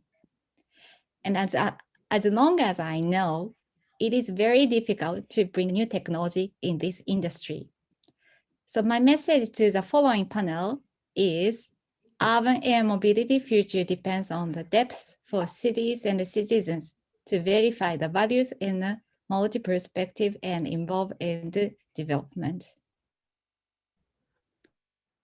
So, so Society 5.0 is the future vision where human is centered. So I think urban mobility can contribute to the Society 5.0 because which can connect point to point at the high speed without roads. So maybe they can make up some gaps. And Professor of University of Slovenia said achievement of promising results depends on the city environment, not only infrastructure, but knowledge on the tool and options. It is important to know what we want and what it is.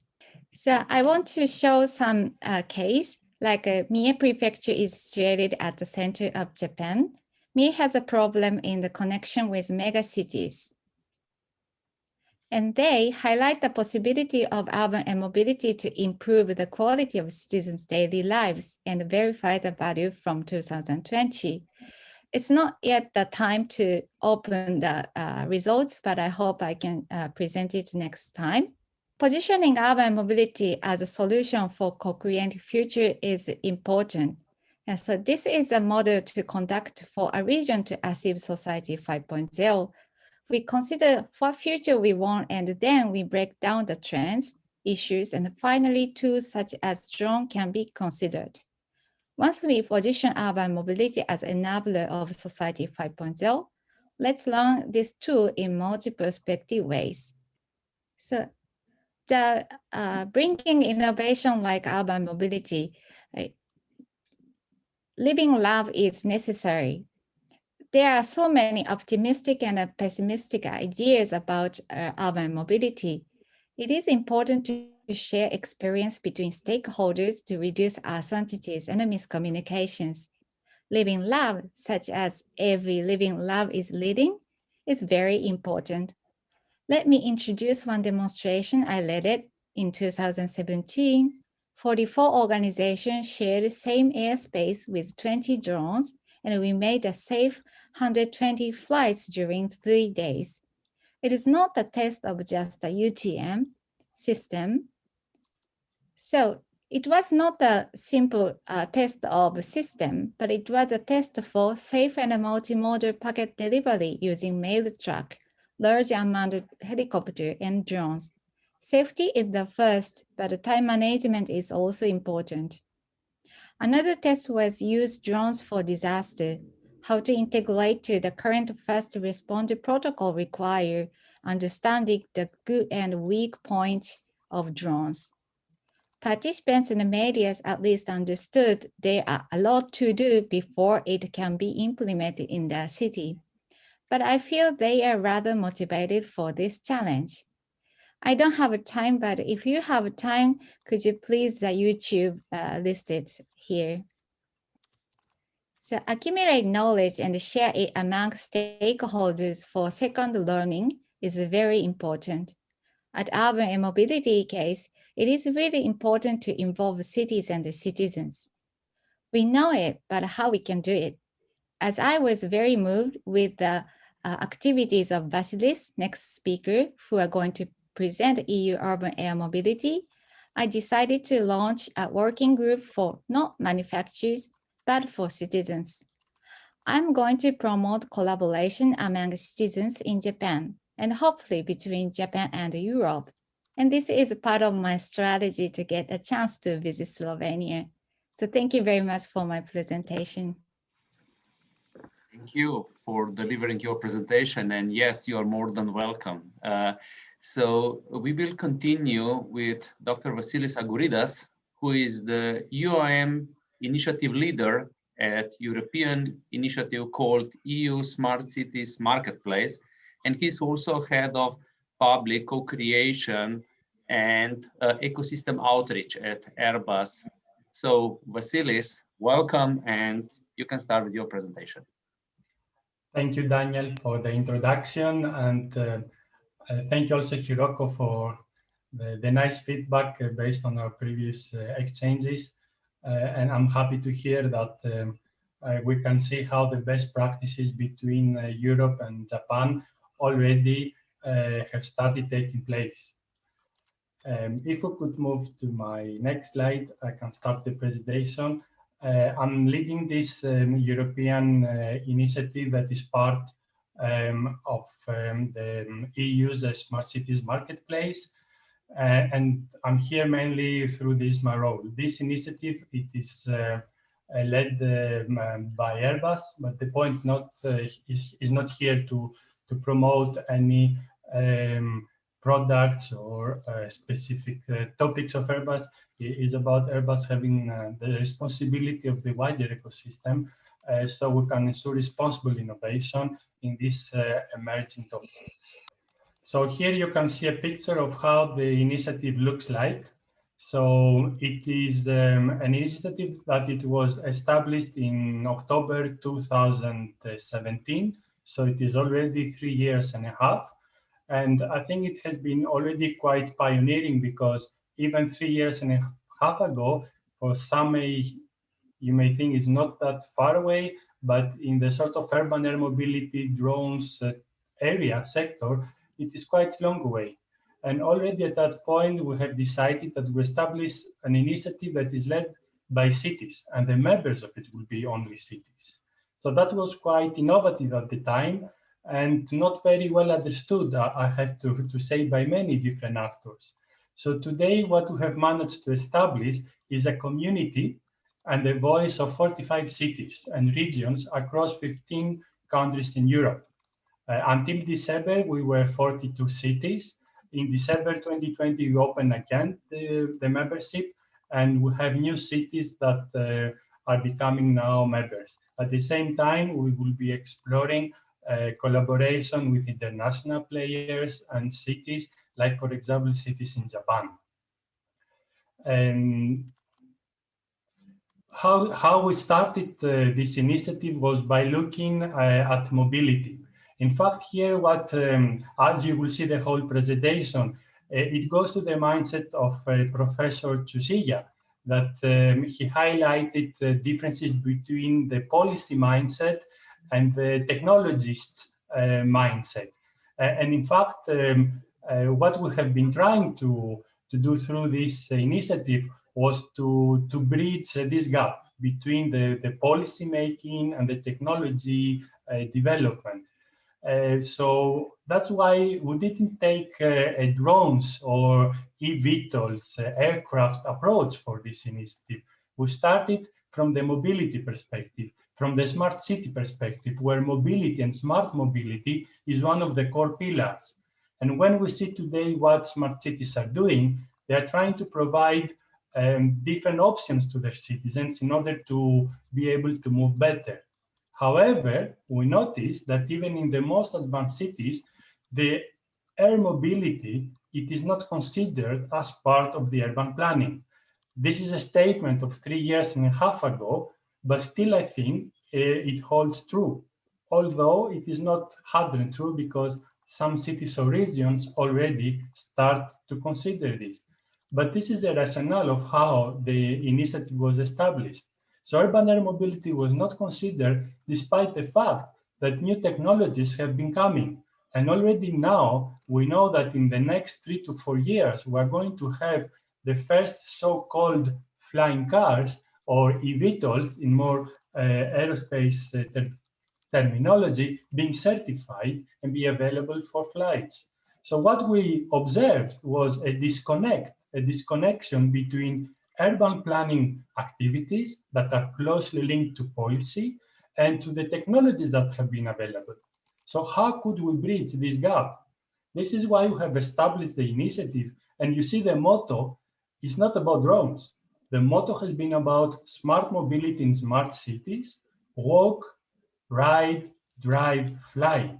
And this is very important here. What is captured within the logo is that fly has to be seen as a complement to the overall mobility system, not as something that is competitive. And this is quite, I say this because in many cases in mobility, we observe a sort of competition between the different modes. But if we take a city or a citizen perspective, a passenger perspective, what we care is about the complementarity of the system. And this goes now to what is one of the fundamental principles of Society 5.0 about human-centered design. So I have been very much intrigued and happily surprised to identify Society 5.0 a few months ago, because I have noticed that the basic principles of Society 5.0 we have been trying to practice them already some time. I would like to give a definition of urban air mobility because there are a lot of discussion. Is it about urban? Is it suburban? Is it regional? I think we hear these different terms, but to my view, these are defined based on what is the capability of technology. In the initiative that is led by City, this is much more simpler. So the definition we have given, and I think it can fit also the wider policy context, is that urban air mobility is about very low altitude air traffic. And this air traffic, in fact, can be of any type of urban vehicle. It can be a small drone, a bigger drone, an eVTOL, air taxi. It can even be an air zeppelin. Overpopulated areas, and this is what starts to make different the traditional aviation to urban air mobility. Not only we fly low, but also overpopulated areas. But someone can say, we already do that, we have helicopters. Yes, this is true. And the last word here at scale is what makes the difference, or what will make the difference. And I think this is where the Society 5.0, it is very applicable, because this at scale means that we're going to have a huge number of air vehicles that may fly, and this is a decision we have to decide, as Hiroko mentioned, what is the future we want to have. But this is a potential, at least promised by the technology. So at scale, hundreds or thousands of them can be flying over a city.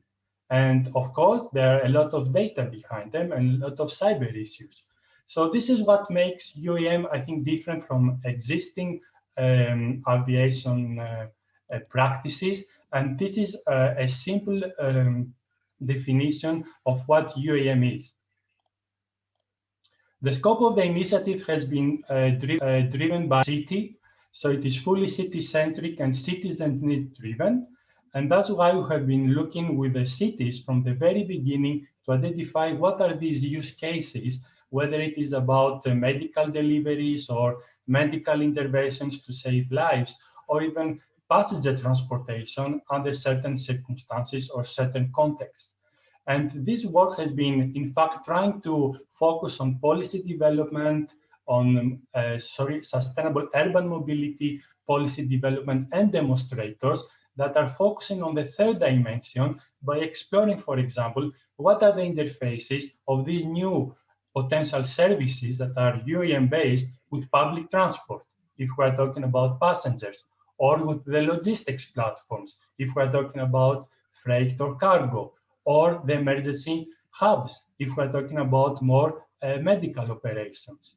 Then the mobility as a service is one of the other key elements when we look from the passenger perspective, because here is about the integration of the different modes. And of course, we have to look what is the ground infrastructure required for UAM. You have seen so far there is no aviation element. The aviation element comes as a fourth in our case, which is about all the UTM systems or unmanned traffic management, which is about how do we manage air traffic. And we work here very closely with the U-Space framework and the network developed by the European Commission. So the initiative is not defining regulations, but we are the intermediate level of where we take the regulations developed at the European level and we try to sort of share and educate with our cities, but also have a bottom-up approach where the cities collectively can influence the regulatory frameworks by promoting their needs. So it is very important to understand, if we try to get an illustration of the wider urban mobility system, that UAM, whatever its manifestation might be, it will be only a part of this wider ecosystem. And the urban air traffic, no matter how large we may think might be, it will be only fractional compared to the total urban traffic footprint on the ground. However, the coexistence and integration of the third element, the third dimension of traffic with the ground are prerequisites. And from this perspective, for example, today we see when we talk about mobility as a service, the third dimension is missing. This is what it has to be integrated in a seamless way if we want to capture the benefits. And this is important then that we have the imperative of the integration of the air and ground traffic. And from the human-centered perspective and Society 5.0, this is fundamental. When we look at the integration of the airspace, this is where the aviation industry and aviation players and experts are looking. And we are trying to capitalize on the digitalization by, in fact, integrating all these different types of airspace. You see on the left side, on the very bottom, the small drones place. It is of a different color from the more, say, typical airspace. And over the time, today, these are happening in an analog way. Over the time, and by capitalizing on the digitalization, the target is to integrate all these different types of airspace and air traffic. And you can see on the right side that, in fact, the urban airspace is part of the wider airspace, and the cities are part of it. So this brings a lot of challenges now. So if we take a more focused view about the challenge that is happening here, is that actually this urban air traffic sets a lot of challenges, as we see that in many cases, this air traffic, it is not as a typical one far away from the city, and you can see the airplanes here when they can approach an airport, but they are part, an integral part of a city. And in many cases, many of these vehicles may fly lower than many of its buildings. So here, the airspace digitalization is very important.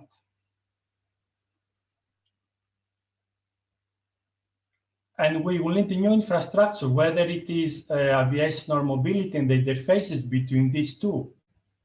And of course, new services will happen here, and we have to decide what these services will be in order to satisfy the needs of our society.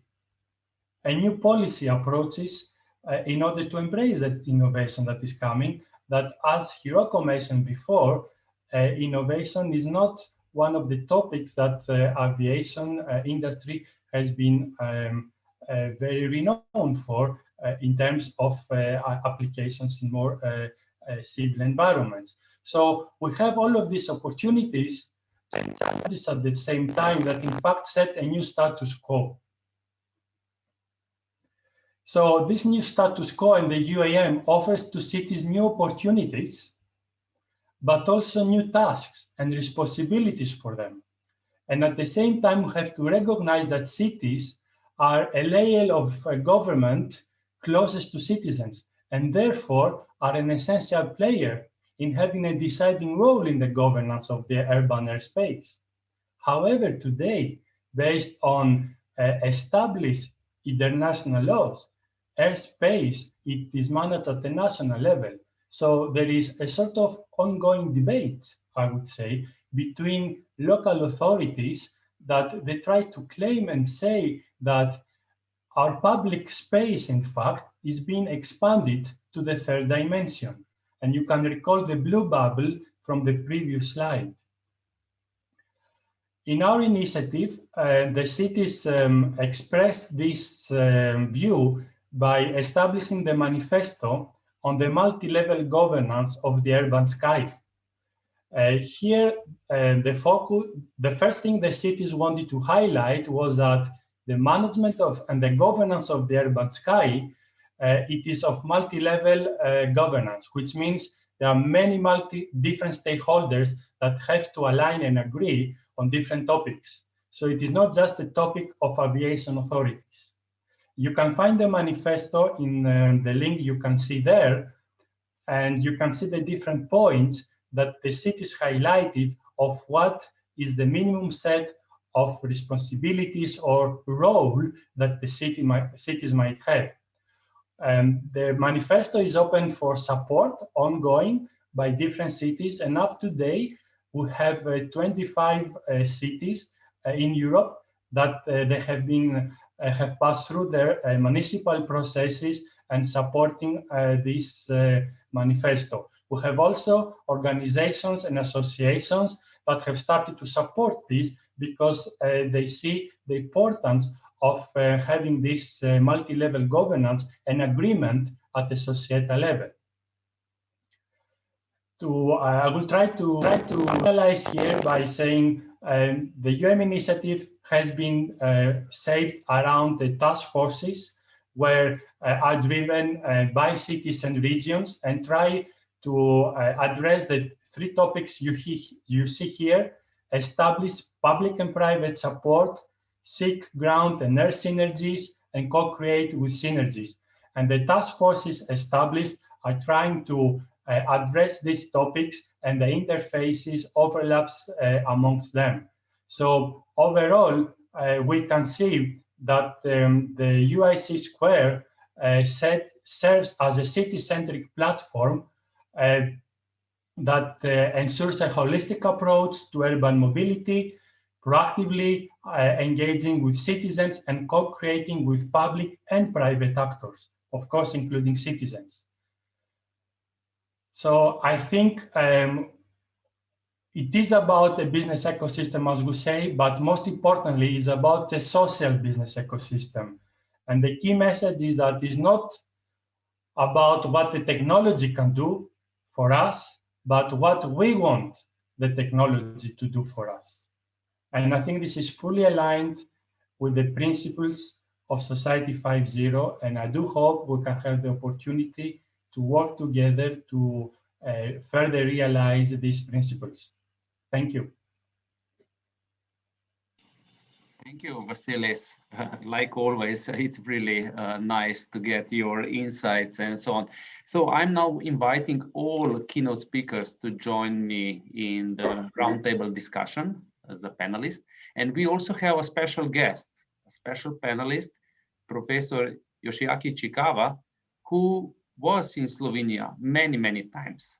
So Professor Ichikawa is a visiting professor at Tama University, and he had opportunity to partner with Slovenian government, non-governmental organizations, large enterprises to help us, create Society 5.0 in Slovenia.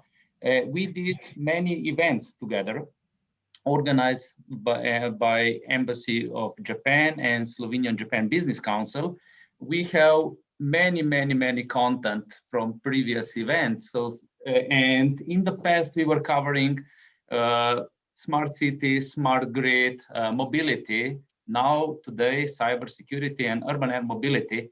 So welcome all panelists to this roundtable. And maybe I just need to mention to all attendees that we will extend this amazing roundtable for approximately 15 more minutes so that you can plan your day. So I will start with Professor Ichikawa. So let's start with how urban air mobility fits inside Society 5.0. Okay, thank you very much. I think we have some echo. Is that okay? Okay, thanks, Daniel. I think I'll start with briefing the Society 5.0. If you are asked what is Society 5.0, maybe you can easily answer like this. It is the human-centered society enabled with CPS. That's very simple. The CPS stands for cyber physical system. But the cyber physical system CPS is not an easy tool for humankind to freely utilize, because it includes intrinsic conflicts or trade-offs between its usefulness and societal issues, as already pointed out by Professor Tsuchiya in the case of security issues. But it has many problems like privacy and safety, all you know. But Society 5.0 is an ideal society where those conflicts are resolved, in which CPS is rather used for contributing human-centered aspects of a society and sustainability as well. A typical CPS, cyber physical system, is, I believe, drones, for example. It is automated, controlled through our cyberspace, but also interacts with physical space, physical world as well. And at the same time, drone serves for human-centered sustainability in many ways. The typical example is in the event of natural disasters. Actually, I was participating in ISO meetings, International Standard Organization meetings, dealing with disaster reduction. And people may say that drones are one of very much promising, effective countermeasures for emergency response and recovery, like, of course, delivering medical, equipment to somewhere, or food supply as well, or it can be used for surveillance. It can be used for alert speakers for people or guiding people to somewhere. So there are so many, expected utilization of drones in such a situation. This is very much contributing to our human-centered and sustainable society. So under this context, I believe drones is one of the typical element in Society 5.0 idea. Thank you for this insight. So, but if we move from industry verticals to more on higher level, so how important is collaboration between Japan and Europe, to build some kind of joint research work to really implement initiative Society 5.0 in Europe, especially in Slovenia? Okay, I think the largest barriers for a drone relevant business people or researchers right now around the world are maybe very common. It is the restriction. There are always a kind of severe restrictions in Europe, of course, but in Japan and other countries as well. They are all people are worrying about the safetiness of the drones.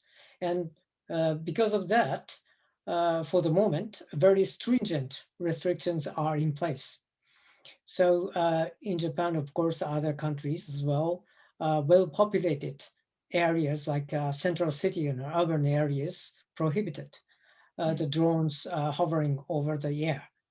But it is not a good idea, of course, because we need to scale up the drone businesses. And for that purposes, we need to show that the system right now may be very much safe, and you are very much, confident the drone can be utilized in a safe manner.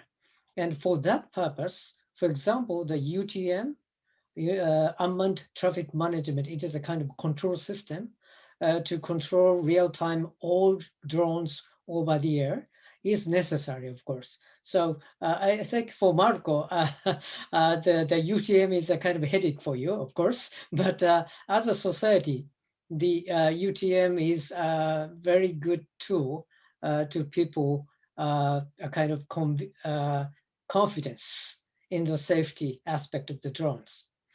And so the research and development, as well as kind of lobbying activities, or a kind of case studies or best practices, we need to collaborate together, because Japan may cover Asian region very well, but it's of course not sufficient. The European region is necessary. And if we collaborate together to show that the current state of art is sufficient to ensure the safety of drones, then something may change. So especially the standards and norms or rules are the key. And we can collaborate in those fields to develop new rules and new standards. So that's why I already started the ISO standard activities on Society 5.0. Actually, we did it a few weeks ago, and the colleagues from Slovenian countries, BTC and DIH, kindly participated in. I very much appreciate it. But this kind of collaboration between two countries are the key to appeal all over the world that Society 5.0 is very useful.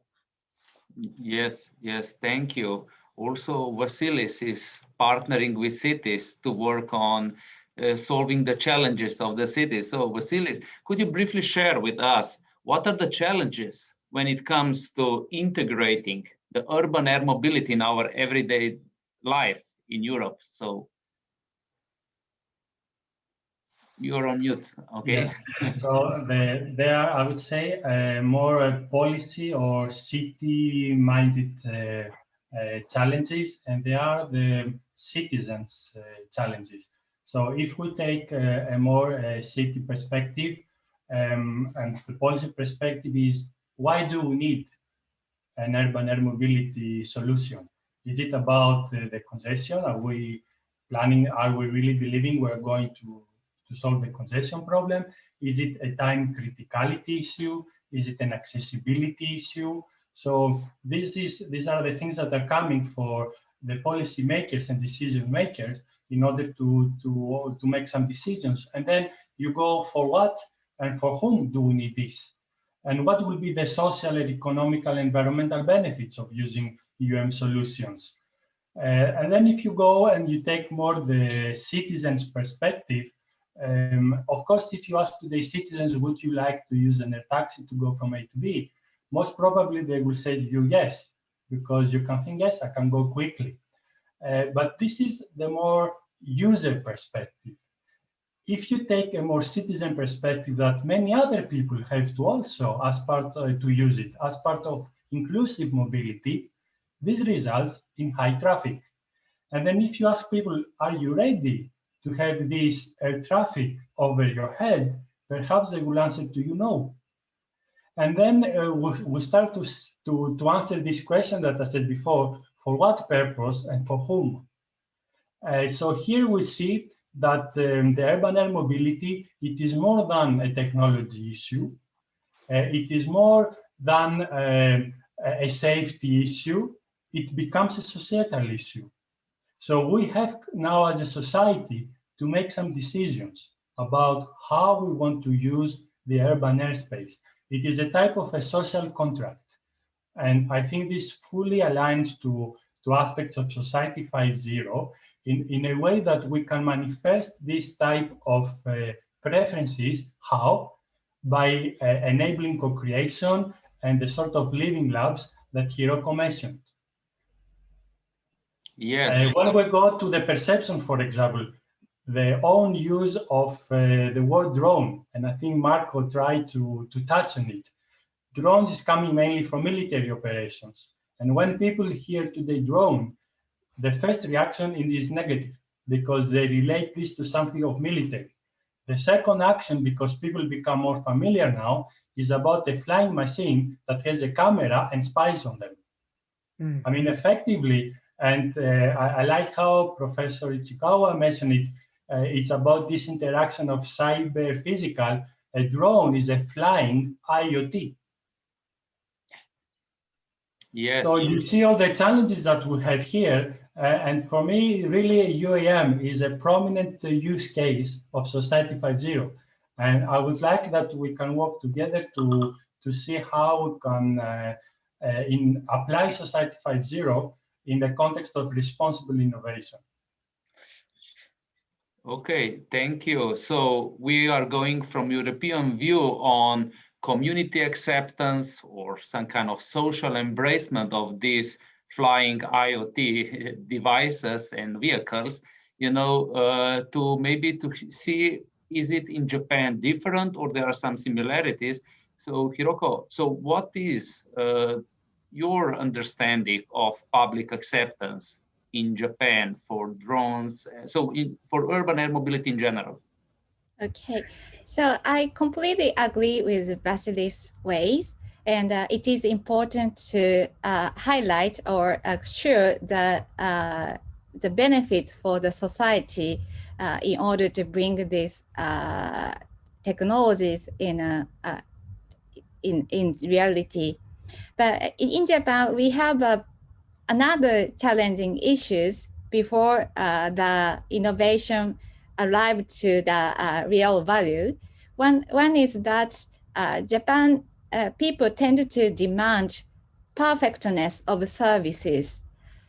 So even though urban mobility should test from a matured status in order to get enough knowledge to be perfect, but Japanese markets tend to wish the perfectness even from the early phases. So falling object from the drones and urban mobility may bring a huge negative reflection from society. Like even the falling object go to the river, but still we have a lot of imagination to your yard. So it is always important to highlight why we take this phase to the final goal of Social 5.0. It always highlight and communicate to the market, not only the users, but the cities, citizens. So stakeholders are very important. Yes, so now we heard about the challenges and some bottlenecks and the roadblocks, you know, for this new technology to enter into our A-frame over the populated area. But Marco, why we would, you know, then invest so into this technology? So what are the short-term and long-term opportunities? Clearly, you know, air medical applications are saving lives because our roads, we are facing higher and higher congestions level. Clearly, we saw with ALS, there are use cases where we can, you know, say basically reduce the manpower needed to inspect and maintain, you know, the power transmission network. So why industry is investing and where are the opportunities? So why we would need to give a try to urban air mobility to become a part of our everyday life? Thank you. Yeah, you know, this question is actually, you know, has two sides, right? Because you know, I hope my discussion around UTM was not seen as that I see UTM as a problem, just the opposite. I see it as a solution, as the only solution. So that's what I was trying to say. And on the other hand, of course, you know, UTM is one thing, but urban air mobility is a different challenge. And in my opinion, there is one particular challenge that is most important above all, which is the noise pollution. And the company which will solve the noise pollution problem for unmanned systems will be a global leader in this space. if we look at the what we have now, we have very, very noisy, high frequency systems that frankly nobody wants to see in their cities, right? The cities of the future will have to be silent, like a poetry, like a river flow. That's the ideal city, not a chaotic megalopolis cacophony, which it can be for a few hours and so on, or in particular areas. I'm thinking about Tokyo now, yeah, where you can go to a very, very noisy place and it actually can be pleasant because like a pachinko parlor or something. But it's a very different situation when you want to have cyber infrastructure, cyber physical infrastructure in the city, and noise pollution is a big deal. So, and of course, also coexistence with natural systems, with birds and so on. So I think we have a lot of challenges, and I don't see very, easy solutions here. Of course, the systems that are developed today are pretty noisy, and they can be used in certain areas and so on. But I think before we really do large-scale projects, of course, pilots and so on, absolutely, we have to experiment, we have to figure it out. But before we do large-scale projects, we have a very beautiful problem, which is, how to make this infrastructure as silent as possible. And then when it will be silent, it will be a problem because you won't hear it. And you, like with electric cars, and you will have to artificially, make it visible. So, I think we have to, again, look at the domain, not jump on the same bandwagon. And frankly, I haven't seen a lot of solutions, which of course deals with one of the main problems of humankind, and one of the main constraints and one of the beautiful problems, which is gravity. It's a fantastic force in the universe, but to counter gravity, we always make a lot of noise still. So that I think is the problem. Yeah, I yeah. don't have a solution yet. Yes, and there are also some other opportunities. For example, the Ljubljanas municipality is using drone at their fire brigade, professional fire brigade unit, to help their, firefighters to understand the development of the fire, especially in some larger areas, outdoor or in the urban environment. And and this is also saving lives. So we will see more and more. But Aleš, so during your presentation, you highlighted many benefits. So is use of drone, according to your opinion, limited only to smart grid operators, to operate these vast, networks, or can be used also with some other industries?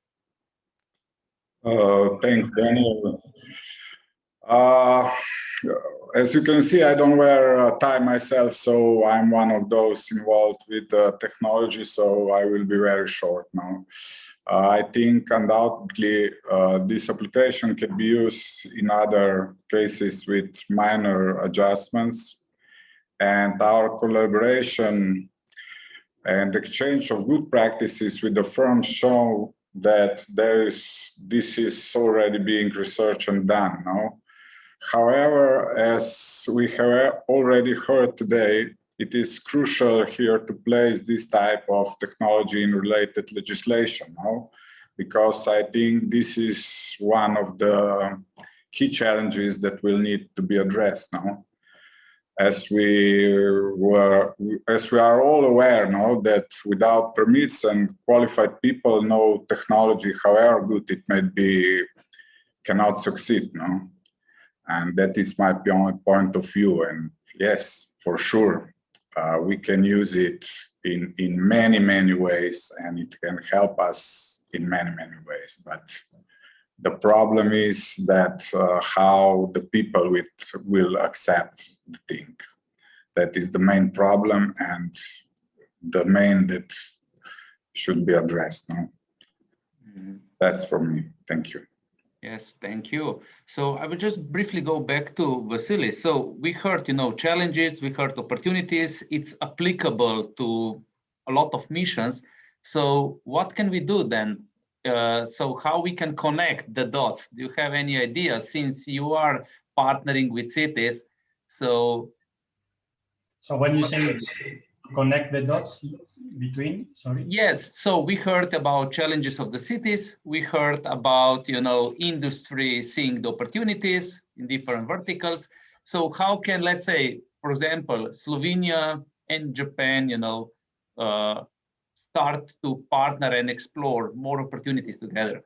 As Ales mentioned, it's this acceptance topic, the so-called public acceptance, is a driving force.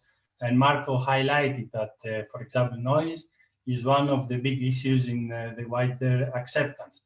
I want to emphasize here that sometimes there are some misunderstandings about what public acceptance is. Sometimes we use a technology acceptance model, for example. So is this appropriate enough? Is it, I think, for example, the technology acceptance model takes a lot of a user perspective. Here is not just the users, are the citizens. So it is not just asking someone, would you use that or do you like when you use it? It is about for people who don't use it. So these are the citizens. So here we're adding, that's why in our initiative, we don't use the term acceptance, because acceptance is also used by technology companies in a way to say we need to develop a campaign to convince people. We believe it's not about convincing anyone. That's why we use the term social embracement. We believe that the citizens have to embrace these new technologies by understanding what are the benefits and what are potential risks. So there is a trade-off in most cases in life for the benefit you have. When, for example, we use cars, we have certain benefits. When there is an accident with a car, we don't stop the usage of cars. But if we have an accident from the air, we're going to stop it. And this has happened many years ago. So we need to find what are the societal trade-offs we are ready as a society to take for certain benefits we are going to have. And when you take this, as a society, for example, are we ready to take potential risks from drone pizza deliveries or risks that relate to saving a life? Yes. So we also have a question from our audience. So it will go to Professor Ichikawa. And if we could just conclude to what Marco mentioned, noise is of the top on the list. However, even if we solve the noise issue, then we may have a visual pollution issue, and then we may have the risk of falling, and then it goes, why should we take the risk? So you see, it is a very complex topic, and that's why we need to co-create with the society. I don't think, no matter what the technical solutions we find, there will always be a policy issue. That's why we need to co-create with the society and ultimately deliver the so-called social embracement. Sorry for using more of time. No, it's fine. It's fine. Visual pollution, noise pollution, everything is really important topics to win the citizens, public embracement, what you mentioned. We also have a question from our audience. So Mr. Hudobivnik said, and this question will go to Professor Ichikawa. So yes, first I will read, because there are some, how can I say, assumptions or statements, and then will be also a question followed after that. So it starts like that. Precondition for managing something and secure it is to have a registry of all assets, as a country, company, private person. So in the past was easy, for example, register of all cars or plane registry. But information era, we must establish some kind of trusted registry of informational assets. And in the Society 5.0, we will need registry of knowledge, human machine to manage it. So for example, companies have ICO, 9001 already requested to define, the processes of knowledge management. So the question, how to establish trusted management of knowledge assets on international level? Thank you very much. A very much important and interesting question. I think that the same has to be made in the cyberspace as well. And the difference between the real space or physical space and cyberspace is asset could be different. The asset in the physical space is something have a weight, something a kind of object, like a car, for example. But the asset in the cyberspace is maybe data or information and knowledge as questioned. And those are, of course, registered as a kind of knowledge.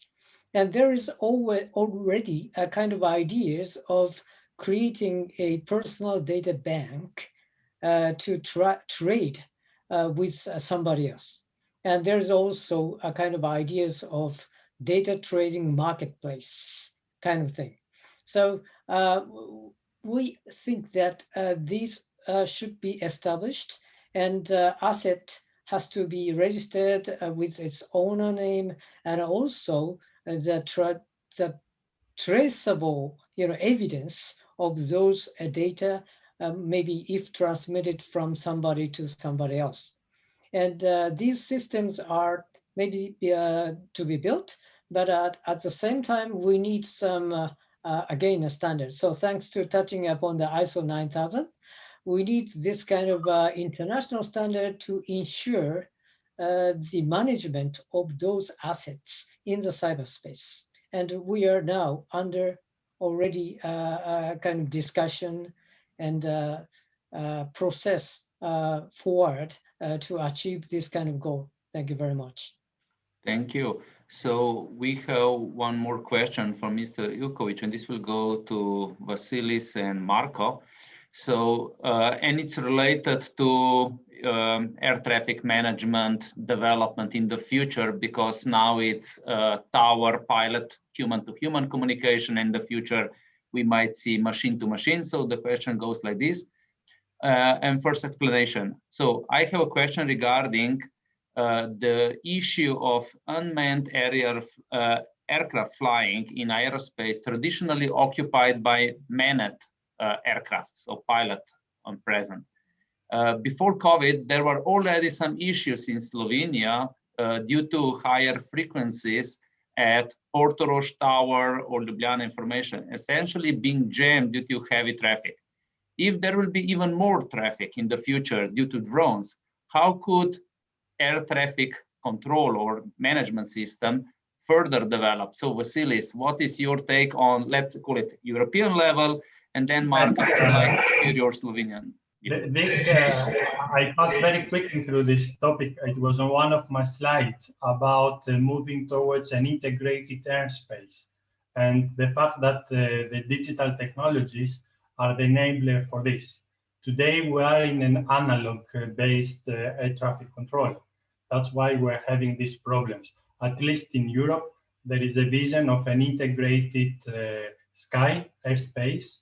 So no, and when we achieve that, it means that we should not any conflicts between drones or aircraft close to an airport, for example, will be managed in a digital way and as effectively as today air traffic control. But I guess Marco can give some more technical insights on that. But the vision is exactly that: capitalize on digital technologies for an integrated airspace.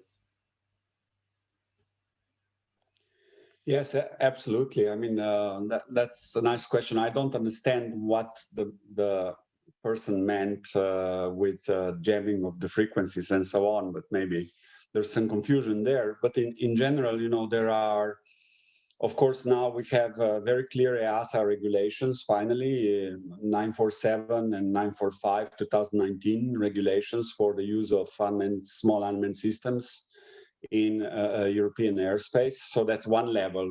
And as I mentioned before in my talk briefly, also on our CAA pages for the listeners from Slovenia, there is a very, very extensive section where you can actually even complete your whole registration, and you can educate yourself about drones and their use and so on. So that's one part.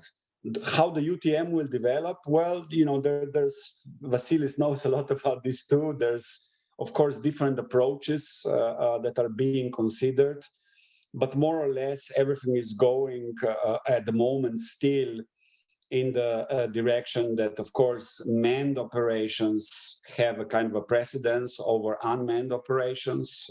There's a hierarchy there, which is very clearly established. And until we will have, and there's the dream there too, there's always dreams, but the dream is, of course, the sense and avoid technology, right? The word has been around since our initial, very early discussions in the late 90s, early 2000s, then suddenly people started using this buzzword, essentially sense and avoid. Of course, birds have fantastic sense and avoid systems.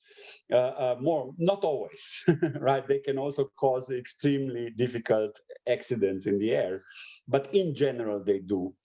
And so we have to look in that direction for sure, yeah. We are getting closer there, but we're not there yet. The other way, of course, is the establishment of a standard for basically positioning announcements, right, for unmanned systems. ADS-B is, of course, one of the options, but if every drone would use ADS-B, ADS-B was not built architecturally and communicationally to manage this kind of sheer number of systems that are envisaged in the future. So it's not the right technology, it's the right concept. Of course, you know, it's been around for some time, basically telling everybody around you, here I am. And the others is, of course, projects like we are working on, where we are working on drone swarms, where there's kind of self-organization of these systems. They are able to communicate with each other. They are able to know where the other systems are in this swarm and so on.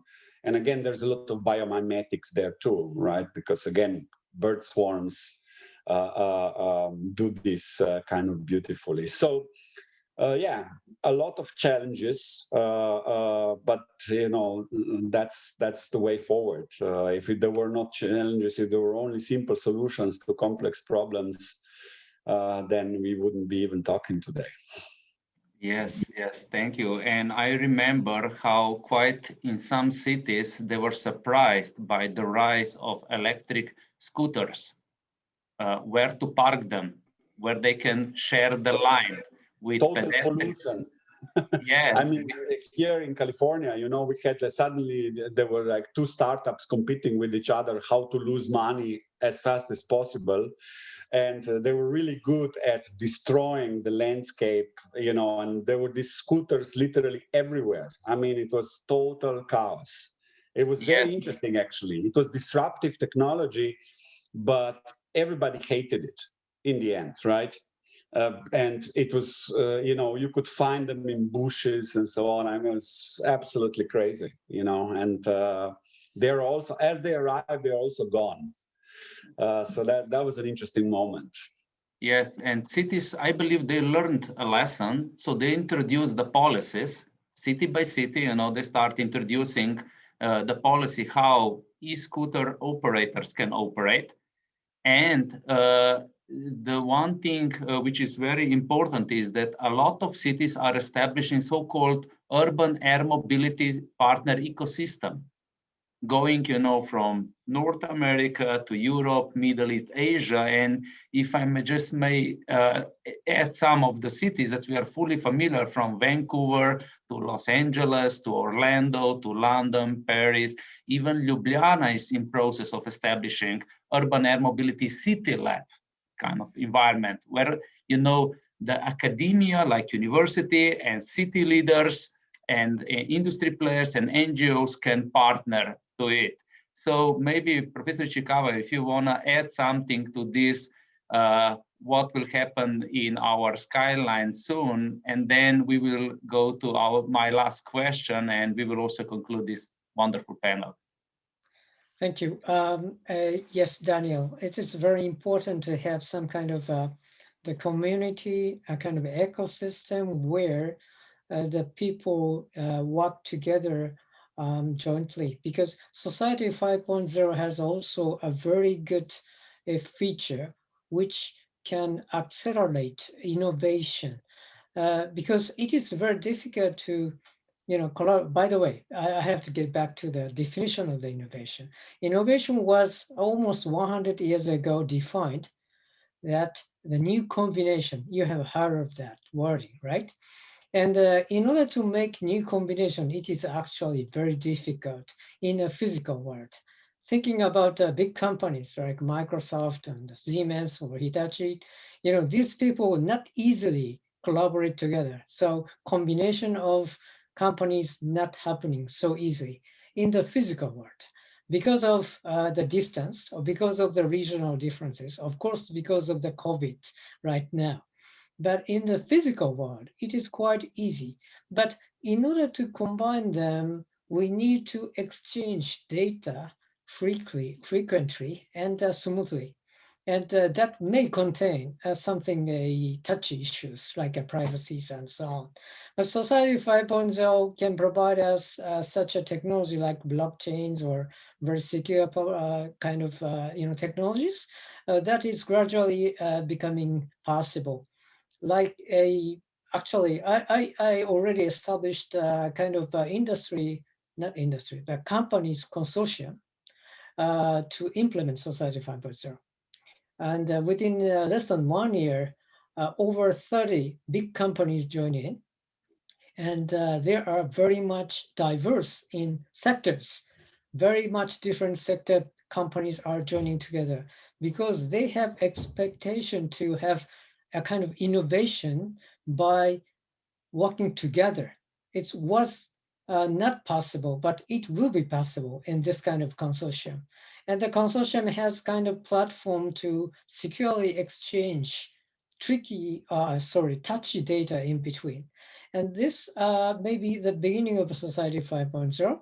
And it's actually working. We have already several use cases, one of them already commercialized. And the combination of different sectors, companies happening actually. This is very much a case that we can accelerate the implementation of Society 5.0.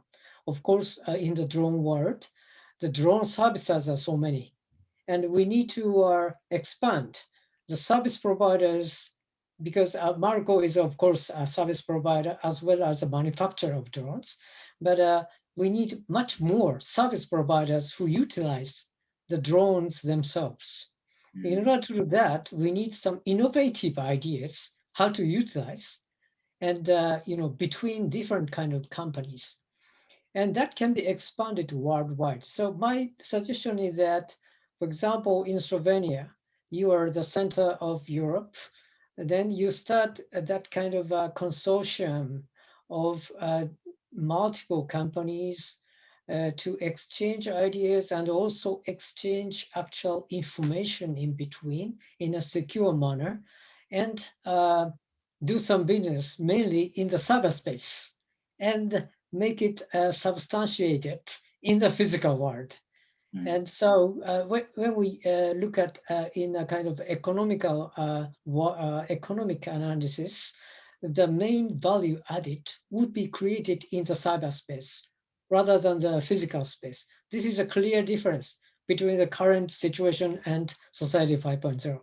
But it will be very possible if we create some consortium and maybe they come up some new ideas for the innovation together. Yes, so Professor Chikawa, just my last question for you. So we heard from all our panelists that there is a will, and of course there is a potential to build something great. So what should be the next steps? Because I know that you are very engaged in also how to make it real. So what should be the next steps? the next step maybe create some mechanism that is maybe a consortium or legal entity kind of thing, where many people can join in or invest to some extent. And of course, as you indicated, Daniel, we can also propose some project for Horizon Europe, together with other members. And that kind of a concrete approach with kind of fund and a kind of actual resources of companies. And this is the real next step, very effective to move forward the future implementation of Society 5.0. So why not we make some legal entity together to collect people and work together. And of course, we can ask for participation from the Japanese companies because they always have European branches and they want to expand their business in Europe as well. Okay, so I would really like to thank you, all the panelists, for your contribution. I explained from challenges to opportunities and how this can be done. So I really wish you a great day, great evening. And now we will go to the final remarks from this event. So thank you. Thank you. Thank you. Thank you. So for closing remarks, I'm inviting Mr. Miran Skender, the Secretary General at Slovenia-Japan Business Council. Mr. Skender was a former ambassador of Slovenia to Japan. So, and please join me on stage, and we would like to hear your closing remarks. So thank you very much. It was a really productive morning, and I'll be short because we are already exceeding time.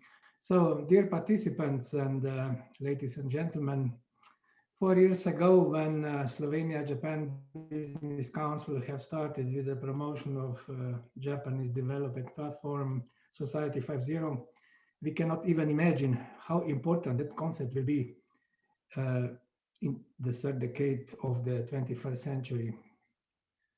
In the next years, the ideas, questions, dilemmas of Society 5.0 concept will become much more concrete, realistic, and challenging. They were just 1 year before. In 2019, for example, we had theoretical discussions about the different ecosystems, for example, healthcare, environment protection, energy, and how to harmonize them in the system which will serve better human society than the system we have now. But after 2020, everything changed. Now in 2021, that questions are not theoretical anymore, but they are real, concrete challenges, how to change the world. Changes we must face, want it or not. And it's on us what will be outcome of these historical times in front of us. We live in exciting times, as you can see, that present us with the numerous of new innovations and opportunities. Slovenia-Japan Business Council will continue to support Society 5.0 platform as much as possible, but focusing concrete and successful projects of implementation of ecosystems.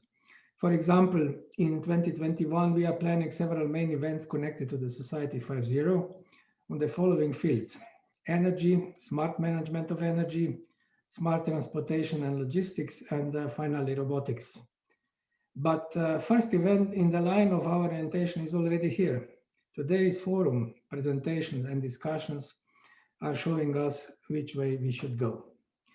Base for all projects we are preparing is collaboration with Japan, but not just with Slovenia, but also European Union, where we have really great potentials with the projects on ecosystem related to the Society 5.0. Past experience showing us that this is possible. Until now, with the support of Japanese and Slovenian partners, we were able to organize several big events related to the Society 5.0. The major one was last February in Tokyo. Several brochures, Society 5.0, were published, and the most important thing, efficient and global network was created between experts, governments, academia, and people in general. With the network and references, we have really good base to continue our work. Thank you. Mr. Skinder, thank you for your kind words, and thank you for helping us co-organize this event. And at this stage, I would also like to thank also other co-organizers, the Embassy of Japan in Slovenia, Slovenian Ministry of Public Administration, because only with help of all our organization, this was possible. We would like to thank also to all speakers, panelists, for delivering very educational and inspiring content. This event was also recorded, so it will be available for future viewing. And we wish you have a safe, nice, and great day. Thank you and goodbye.